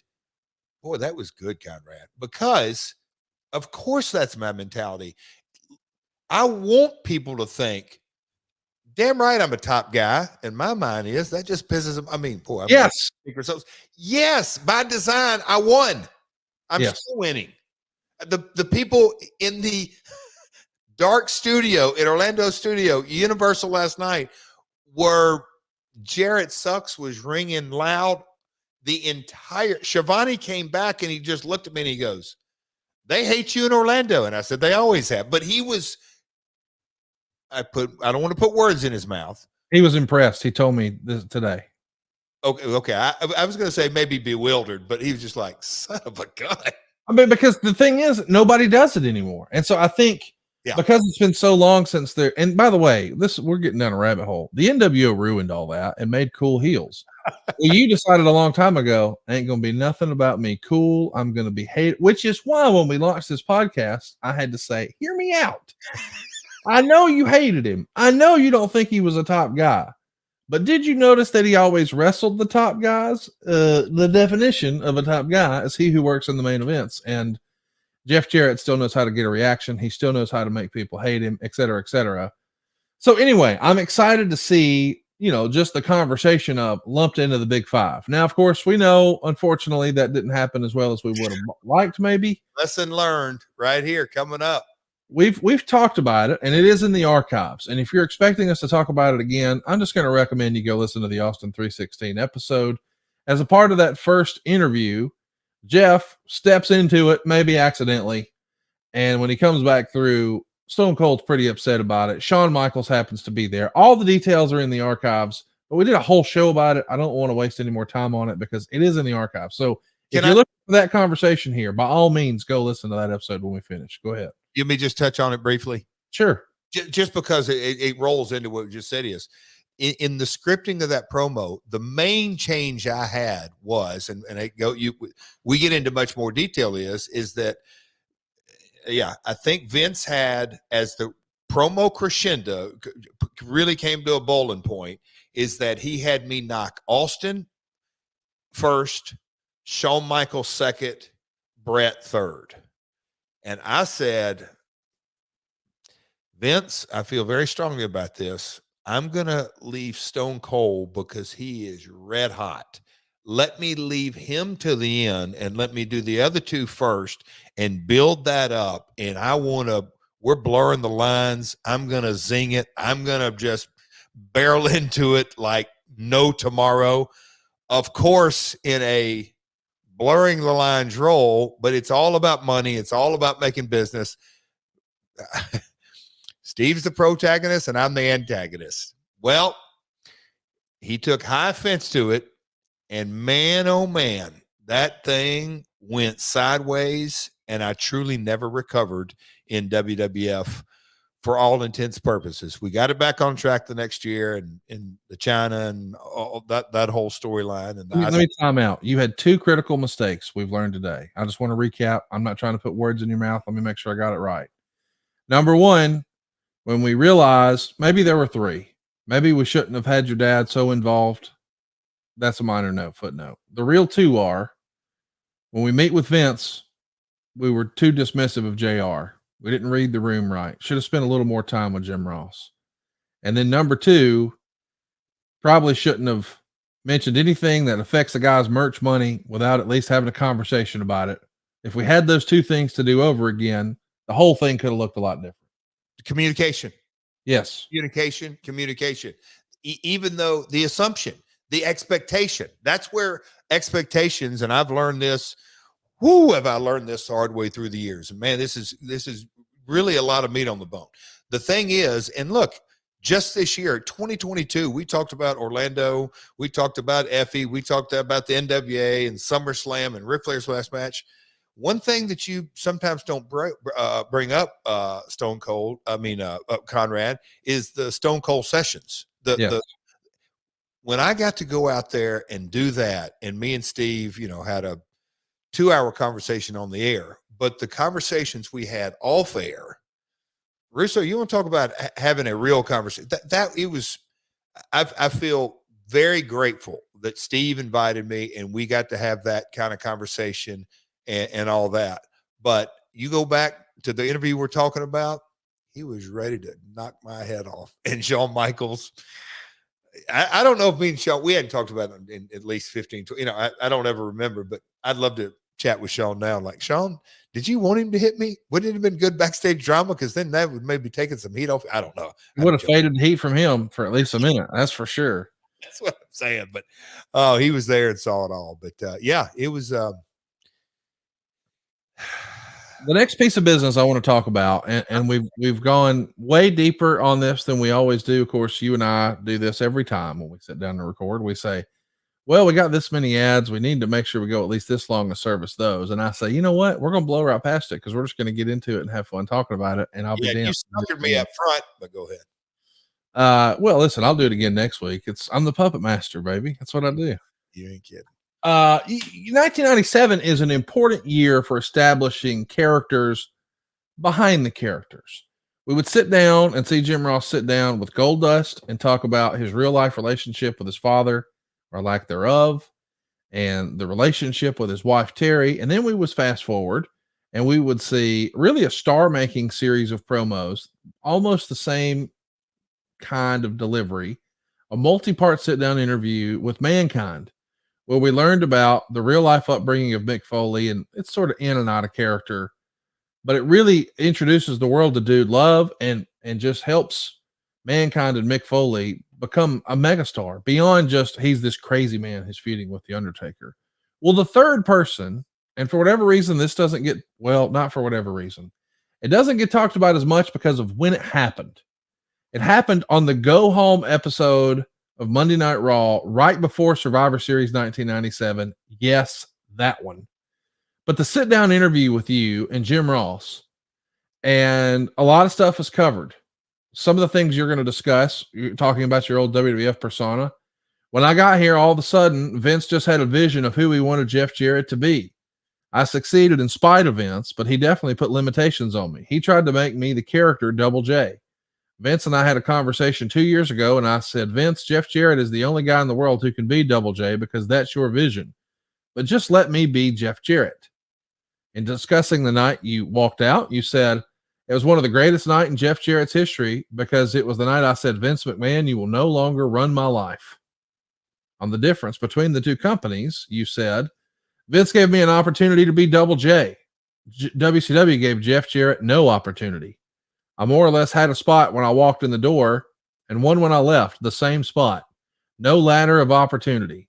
If you're not one of Eric Bischoff's boys, if you don't have strong enough stroke, if you're not in his clique, if you don't have the ladder of opportunity, you don't get the spotlights.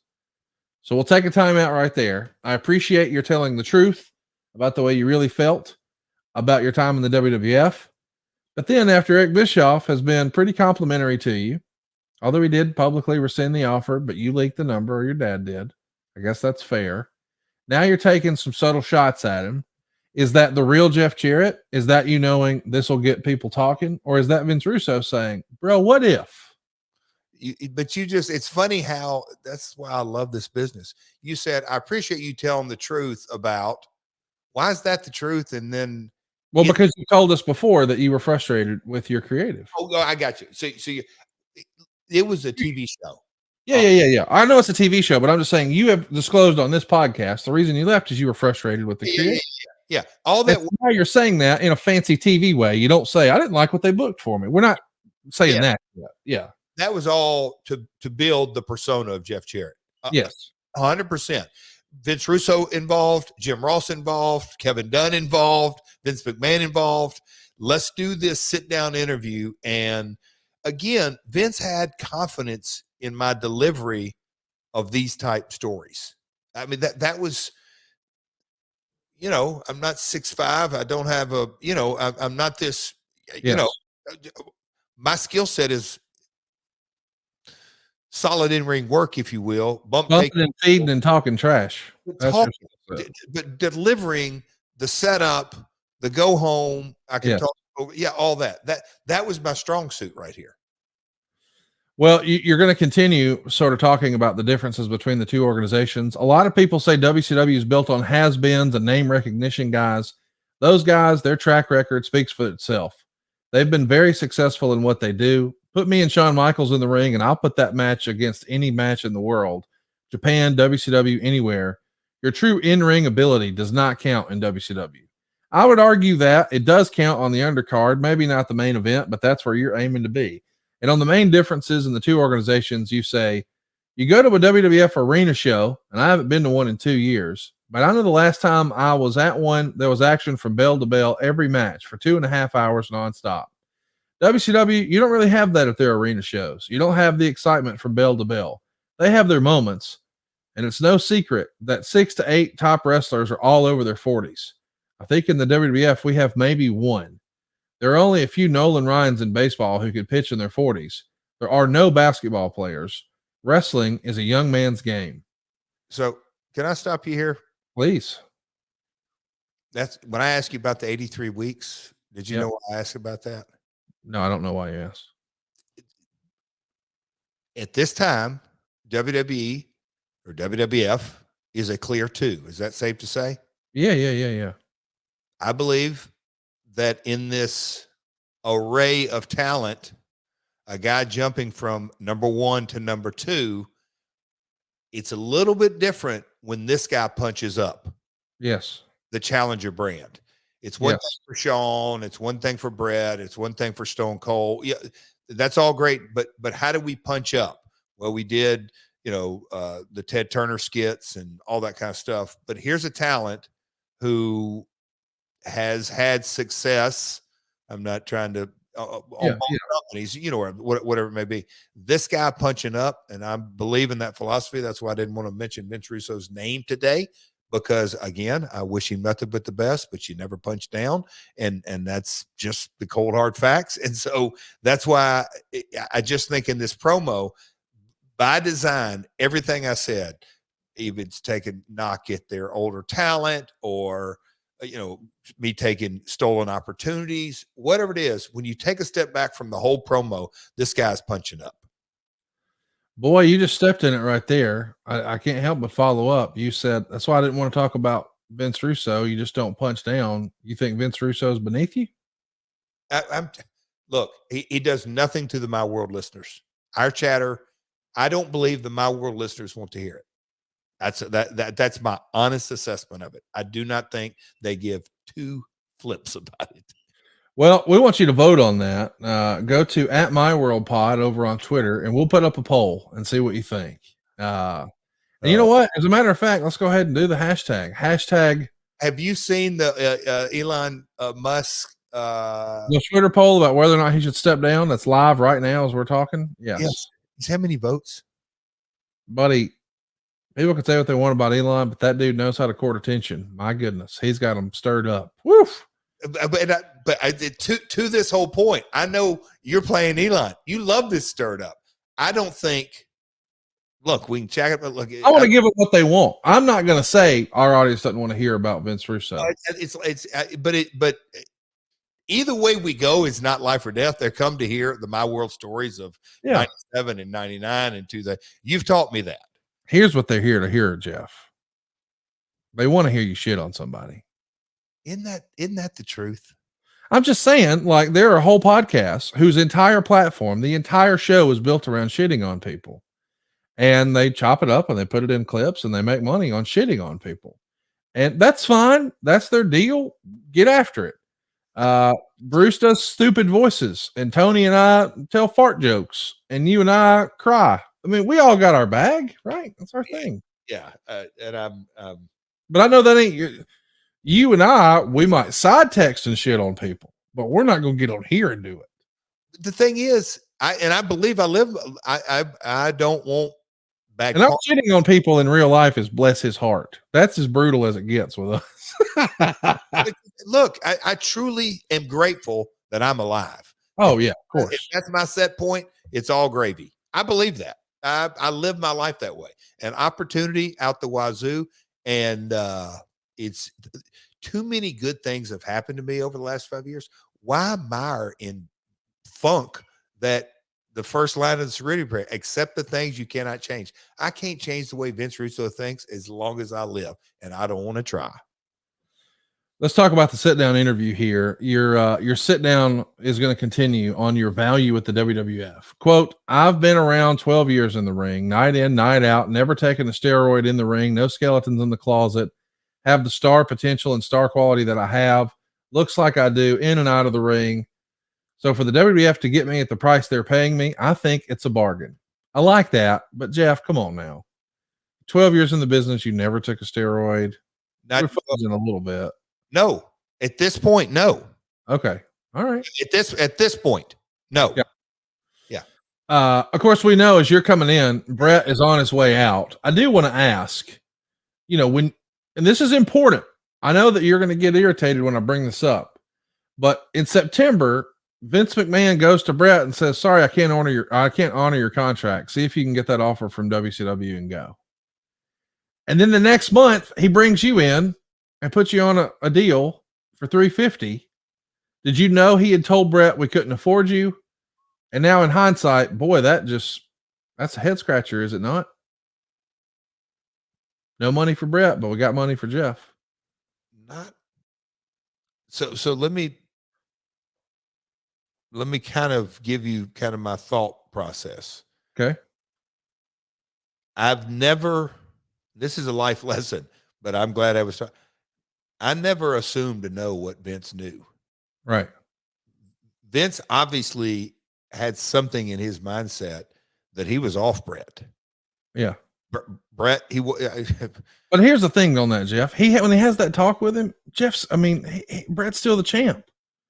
How do you go from I'm off him to let's make him champion? What? I think a lot of people put, and this is going to come out. So no, just let it rip, Tater Chip. It's like a promoter mentality. Just because he's the champion doesn't mean he thinks he's the most valuable guy in the company. I'm not arguing that, but I am saying if you're really over him, do you continue to push him as the top guy, put him in the main events and make him the world champion? So I didn't finish, but I said over him in the point of I'm not paying him this amount of money. I'm not getting the ROI on this deal. So I'm willing to let him walk if I can't restructure a deal. And I have a feeling he knew that Bret wouldn't restructure. I don't know. That's fair. That's fair. Listen, what you just said makes total sense. The idea being we're still struggling financially with him as my top guy. Therefore, I need to try something else. And I've tried this. $1 million? I think that the number was $1 million. Yes. Okay. So, but it's important to recognize too. And boy, I feel like we're picking on Bret, and that's not my intention. No, business was in the shitter in '93. Bret was champ. Business was in the shitter in '94. Bret was champ. Business was in the shitter in '95. Bret was champ. Business is a little better, but not really. House shows are worse than ever. Shawn was champ. By '97, we got to find something else, and we're hoping it's going to be one of these new cats like Stone Cold.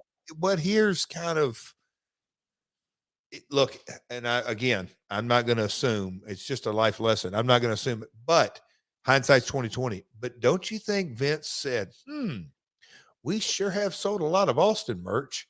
We sure have sold a lot of this. Let's go look at Bret's numbers. Let's go look at Shawn's numbers. Let's go look at Taker's numbers.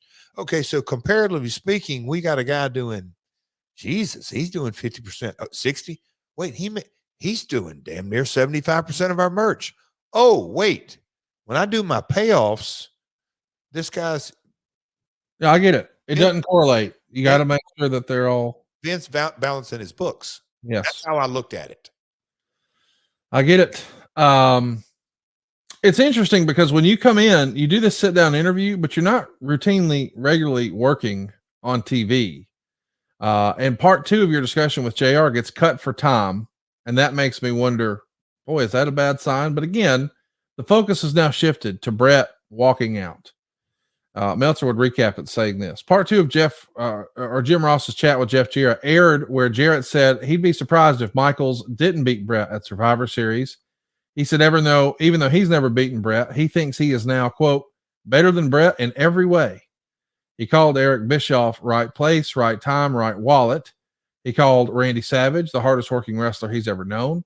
He played word association with a few other wrestlers.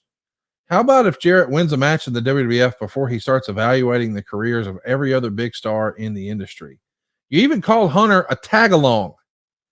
Of course, these days you call him a banana-nosed circus leader, but that's a different story.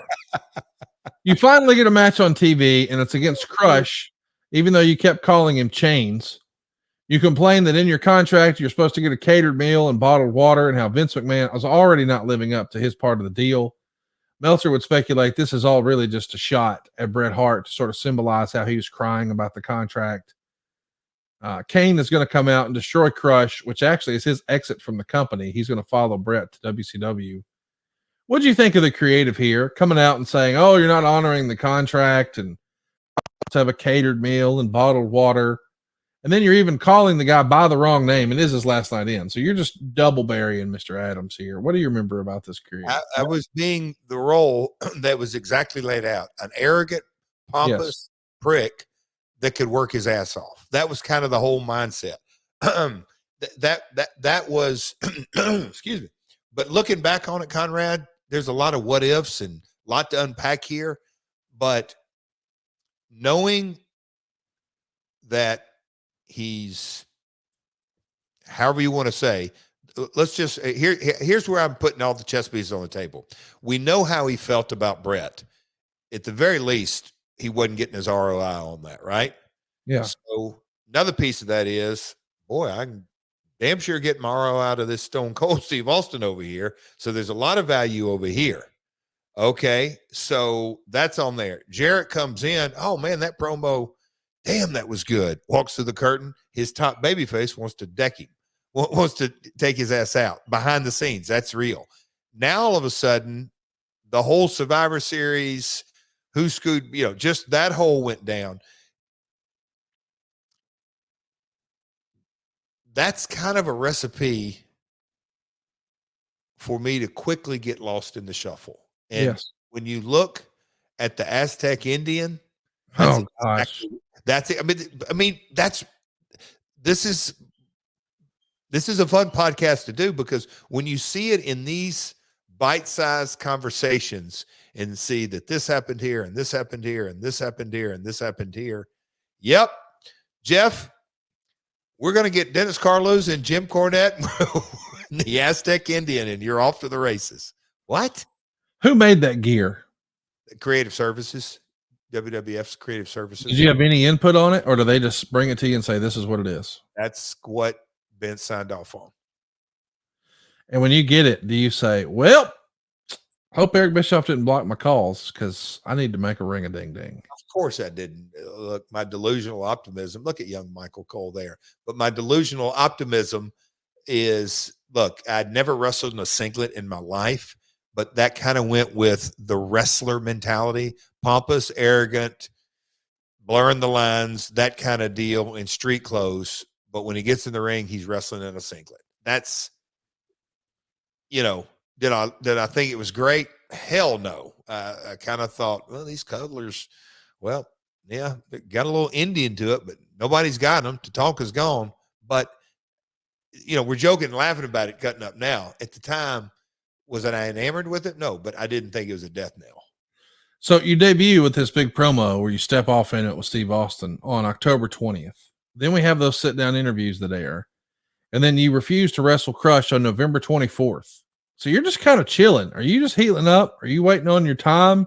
Are you sitting at home thinking, what are we doing? Let's go. Because there's a month in between there. Yeah, I mean, it was do the debut promo and do the sit-downs. Again, character development. Remember, the Double J character started and didn't appear live for 3 months. So I didn't think it was going to be 3 months, but developing the character, if you will. Week 2 of this same character, as Ahmed Johnson comes to the ring, his right leg looks to be a total mess. And you're going to say, you're not going to wrestle him. And you refer to him as a water retaining idiot, which Meltzer says is a steroid reference, and you're refusing to wrestle him, Sergeant Slaughter, who's the on-air commissioner, comes out and says, you will wrestle, and you're going to wrestle at the pay-per-view against the major star you want, because you're going to be wrestling The Undertaker. Buddy, working with The Undertaker means you're in a top guy spot. That's rarefied air. You versus The Undertaker on pay-per-view. Sign me up. It's going to happen at In Your House D-Generation X, just 1 month after the Montreal Screwjob. Did you know when you first got going, when you first came back, I'm going to be working with The Undertaker? Or does all that come to be once you're up and going and part of the company? I had no idea. And I honestly thought, oh boy, okay, Taker wins at pay-per-views. Always. Yeah. I mean, and when I kind of found out that finish is a week or two or a week before, whatever, like, oh, no, we're going to get out of it. We're going to have Kane, and, you do your bumps. And of course, because I mean, Taker, if he's in a storyline with the top heel, Taker, will get beat and lead up. But, he was a storyline, money-making. This was a cold match. So for me to say that I wasn't super excited would be an understatement. I'm like, damn. I mean, it was a great spot. No story, but I mean, it's still, like you said, if you're advertised against The Undertaker, what is there to complain about? That's big time stuff. Big time. Huge. Let's remind everybody, you have wrestled him before. It was a tag team affair back at a house show in San Bernardino, California. You and Bam Bam teaming up against Diesel and The Undertaker. The 1995 King of the Ring qualifying tournament, a Monday Night Raw episode. Undertaker would beat you on TV in 8 minutes and 54 seconds. Then you would wrestle him in Memphis in a tag match. It's Bret and The Undertaker against you and Jerry Lawler. But this is your second ever singles match against him. The first one was on TV. Now it's on pay-per-view. It's a big opportunity for you. And I think even now it was your last time in a singles match with him, right? Yeah. And you would have to Google it, but I believe me and Taker, because Rhodey, not Road Dogg, but Rhodey was with me. It was Memorial Day weekend, and because it was leading into the King of the Ring qualifiers. I want to say it's the first time Raw broke the 3.0 ratings barrier. Wow, there you go. It's right. It was a hell of a rating. The reason being, and I've said this on the podcast, Vince called and left me a voicemail, and I saved that voicemail forever. He was so damn excited when he got the Raw ratings. He said, I'm going to call you. I've called Mark, or I'm calling Mark, or already, or whatever it is. Just let you know on these ratings. Very exciting. We've got, he, again, going back to me, he was very excited about the Double J and Rhodey and the success and where we were headed and all that. He was pumped up. The match itself with you and Undertaker at In Your House D-Generation X goes 6 minutes and 56 seconds, and The Undertaker doesn't win. You do, by DQ. Meltzer would say they basically did nothing except Jarrett clipping Taker and working the knee, all of which got no heat. Kane showed up with Uncle Paul. Jarrett told Kane to destroy Taker, so Kane chokeslammed Jarrett, which enabled Jarrett to win by DQ. Kane, who with lifts in his shoes was made out to be taller than The Undertaker, slapped him in the face. Undertaker wouldn't hit him back. Kane and Bear left. Jarrett then jumped Undertaker, but got chokeslammed again for his troubles. It was a one-arm variety, and Undertaker nearly lost him on the move.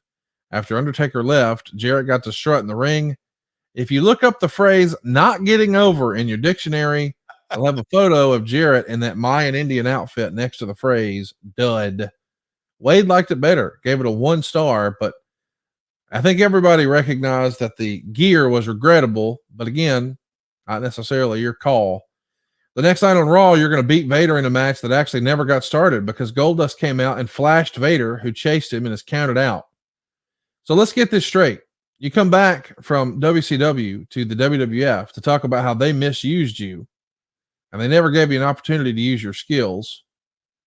We do a shoot promo, gets us in a little hot water. We do a sit-down interview series that they cut short because of their own Bret fiasco they created. Your pay-per-view match with The Undertaker becomes a background for Kane and Undertaker's WrestleMania match 4 months away. And then the next day, we're trying to get over the silliness of Crash TV with Vader and a crazy outfit, Goldust, and flashing. Any regrets of 5-6 weeks into this thinking, what did I sign up for? Or are you still the delusional optimist? Still probably the delusional optimist at this point. A little early. I'm trying to think of when the kind of the timeline hit when Jill's first diagnosis with cancer came as we kind of get into this first year. So at this point, but look, the outfit and the vibe of the in-ring character, I don't think Russo or McMahon or myself or the agents ever really felt that. It was one of those things. And look, well, I know they didn't feel it because you show up to TV after this and they don't even use you. Okay. So like you're at that pay-per-view and your match is kind of a background to their thing. The next day, your match with Vader is kind of a background to the Goldust thing. And they don't even use you at the next set of TV tapings. Now you are on the road, and I want to talk about this because boy, there's some controversy here. Chattanooga, Nashville, Little Rock. You're teaming with the King, taking on the New Age Outlaws. So it's got to be fun for you with Jerry Lawler and your old pal Brian James. I mean, the old Kings of Memphis. But man, it gets a little hairy. December 14th in Memphis. Quote, there was a near riot December 14th in Memphis when, due to actions and decisions that appeared, at least to people at the show, to be Shawn Michaels, the main event didn't take place. In Memphis, the scheduled main event of Jerry Lawler and Jeff Jarrett versus Michaels and Hemsley never took place. Before a crowd of 5,078 fans at the Pyramid, Michaels came out for his once per week scheduled arena match and was met with so much garbage thrown his way, he simply refused to wrestle, and the show ended without the match ever taking place. As it was described to us, the show itself was poor, and the crowd, many of whom had been drinking heavily, were getting unruly even before the main event. Michaels was hit with a few cokes, and a large wad of tobacco juice nailed Helmsley in the face, at which point Michaels grabbed the house mic and said, well, that just cost you your main event, and walked out of the ring with Helmsley and Chyna. When the crowd realized what happened, they got even more unruly. There was an attempt by Dude Love, who was at the event but couldn't wrestle due to his fractured ribs, to get the crowd to chant HBK to get Michaels to change his mind and wrestle, but he refused to come back out. Finally, Lawler tried to apologize to the crowd, but the crowd pelted their hometown hero with debris after chanting for Lawler and Jarrett to wrestle each other, and Lawler responded by saying that since he didn't have a contract to wrestle Jarrett, that match, quote unquote, couldn't take place.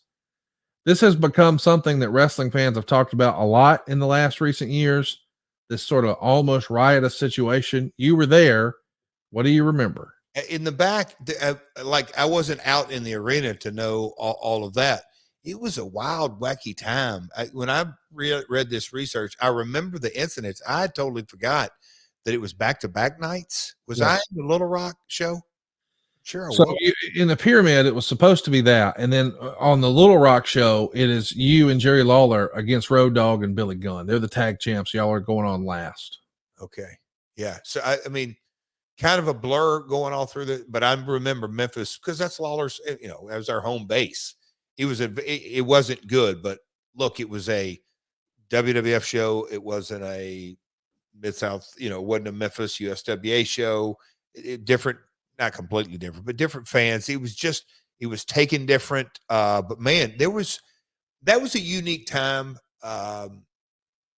It really was because the houses, what were they? I feel like they were not great, but no, you had 5,078 folks in Memphis, 6,449 folks in Little Rock. So not great, but not terrible. Not terrible. Yeah. So no, I mean, believe me, if you ever said 2,000, but yeah, so 6,000 fans, that's a gate. Yeah. That's 150, 200K. I mean, that's but I remember the Memphis incident. I don't remember all the details. I can just say this. It was a complete mess, but, at this time, Shawn did what he wanted to do. I mean, there wasn't anything like, hey, Shawn, will you go back out there? I'm not interested in talking about Shawn. I'm wondering from your perspective. It was a mess. Here you are. Not delivering a main event under any circumstance is bad. I totally agree. And I know you do too. I'm just wondering what's going on in your head, man. You're 2 months in here. You've wrestled exactly one match, and it was on pay-per-view against Undertaker. You've wrestled not at all on TV. You have wrestled some house shows, and then some of those house shows, the main event gets canceled because guys just do what they want to do. It wasn't a red letter run of events, no doubt, to say the least. Have we covered this on this podcast? This specific of the run, we haven't. I knew. No, we talked about the NWA before and how we knew that was sort of snake bit, but this gap we haven't. We haven't discovered because I knew we hadn't talked about the lead up to it. Yeah, that was some good stuff. But this, okay, I guess you could say the first 90 days, a disaster. Yes, I mean, it started. It was all downhill from night one. That's the truth. All downhill.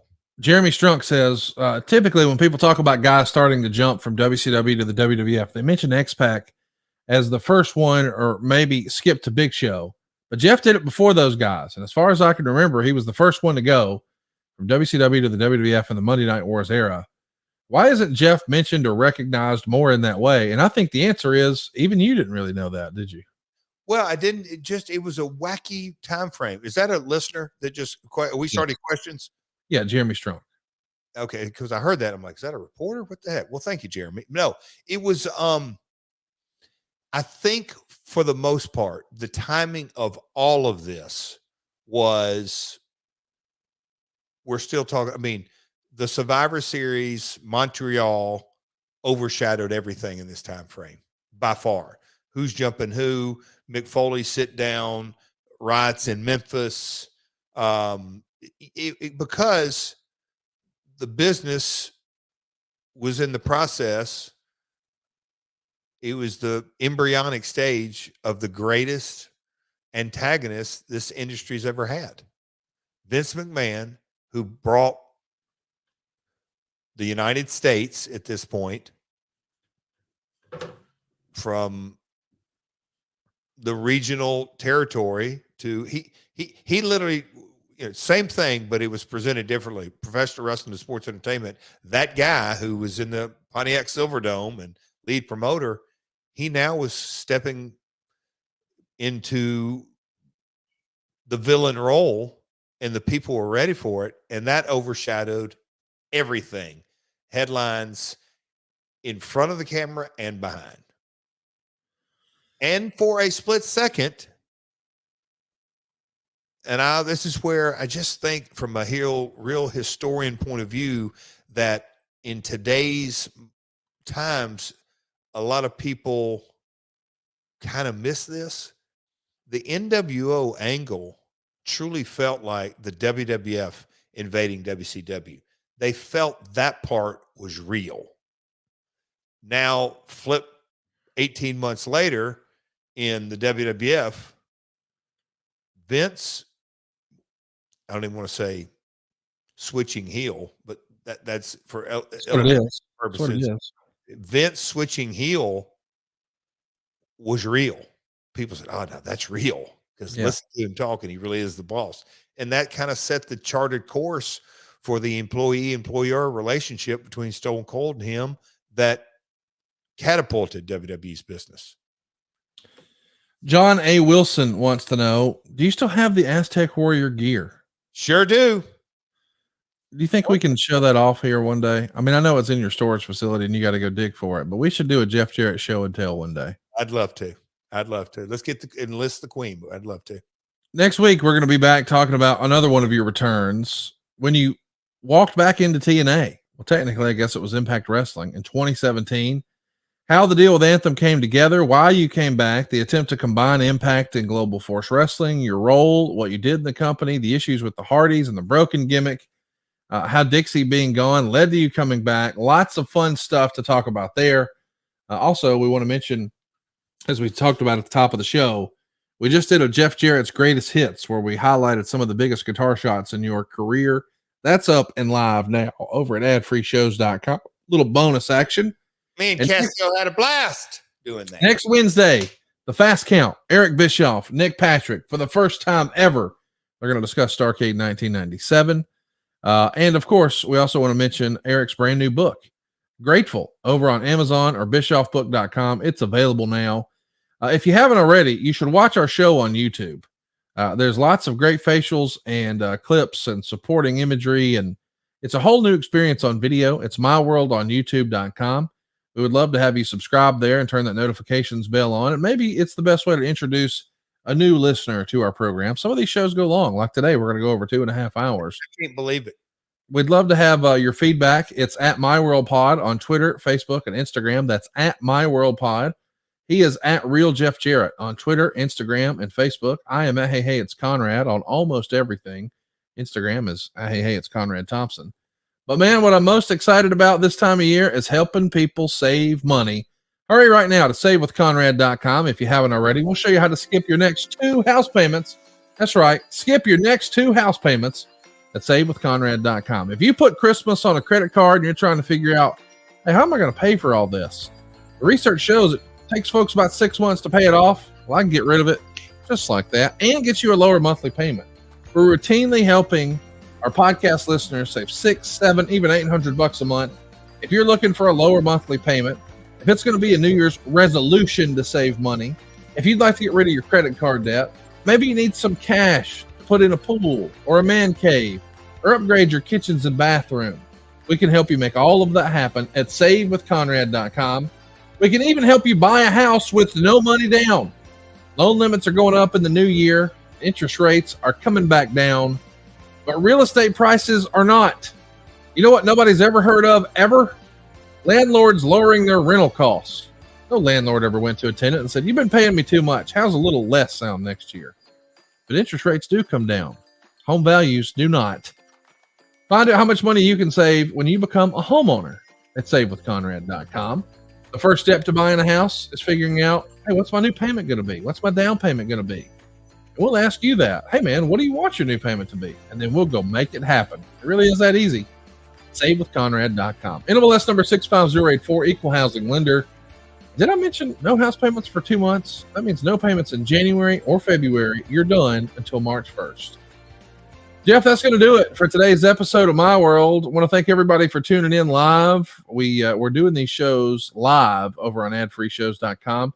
We've promoted for a long time since the creation of ad-free shows. You get the shows early and ad-free. How much earlier does it get than real time, Jeff? This was a lot of fun. Want to give everybody a shout out who hung through here. We got Richie Ray and Bobby and Jared and Michael, and I saw Allison and Pondwater Dave and Josh and Coach Rosie and Jimmy Sorensen and RJ and Goodness. Now it's a sold out. They're sold out at the curtain, Daddy. Sold out at the curtain. What up, Conrad? You damn no good. Oh, it's too much, man. Hey, stay tuned this week. Watch me and your pal Tony Schiavone tear it up on Dark Tuesday. You gonna watch, Connie? That's tonight. Tune in tonight. Hey, my bad. On Dark. Watch Dark tonight. Yeah. And then tune in tomorrow night to see if Jeff is cracking motherfuckers in the head with a guitar. Like, brother, I cannot wait. Big week. Hey, and sincerely, Merry Christmas to everyone watching and listening to our show. I know this weekend is Christmas. Let's not forget the reason for the season. And let's use this opportunity to be good to one another and try to be better than we have been. And wait, no, it's not. Yeah, it is. This is the last show before Christmas, Daddy. You think I've been working too much? Maybe a little. It slipped up on you. It's kind of the same day every year. Like my whole life, it's been the 25th. I don't know if it's different next year. Hey, I'm fired up. Hey, really, sincerely, we appreciate all of you and your support. I know it's not our year-end episode. That'll be next week.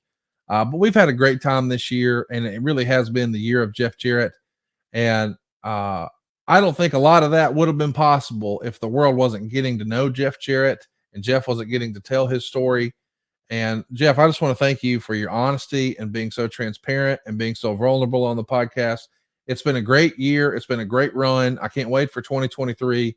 And I just hope you'll start to be maybe a little nicer to Vince Russo in the new year. Is that, do you want that? Look. No, not really. I want you to go the other way and double down. You're not into the narrow. See, you think I'm being mean. I've said it from the beginning. Did I not say it 100 times today? I wish him nothing but the best. And I mean that. So Merry Christmas, Mr. Russo. Mr. Bischoff, Mr. McMahon, and most of all, Mr. Jarrett. We'll see you next week right here on My World. Peace.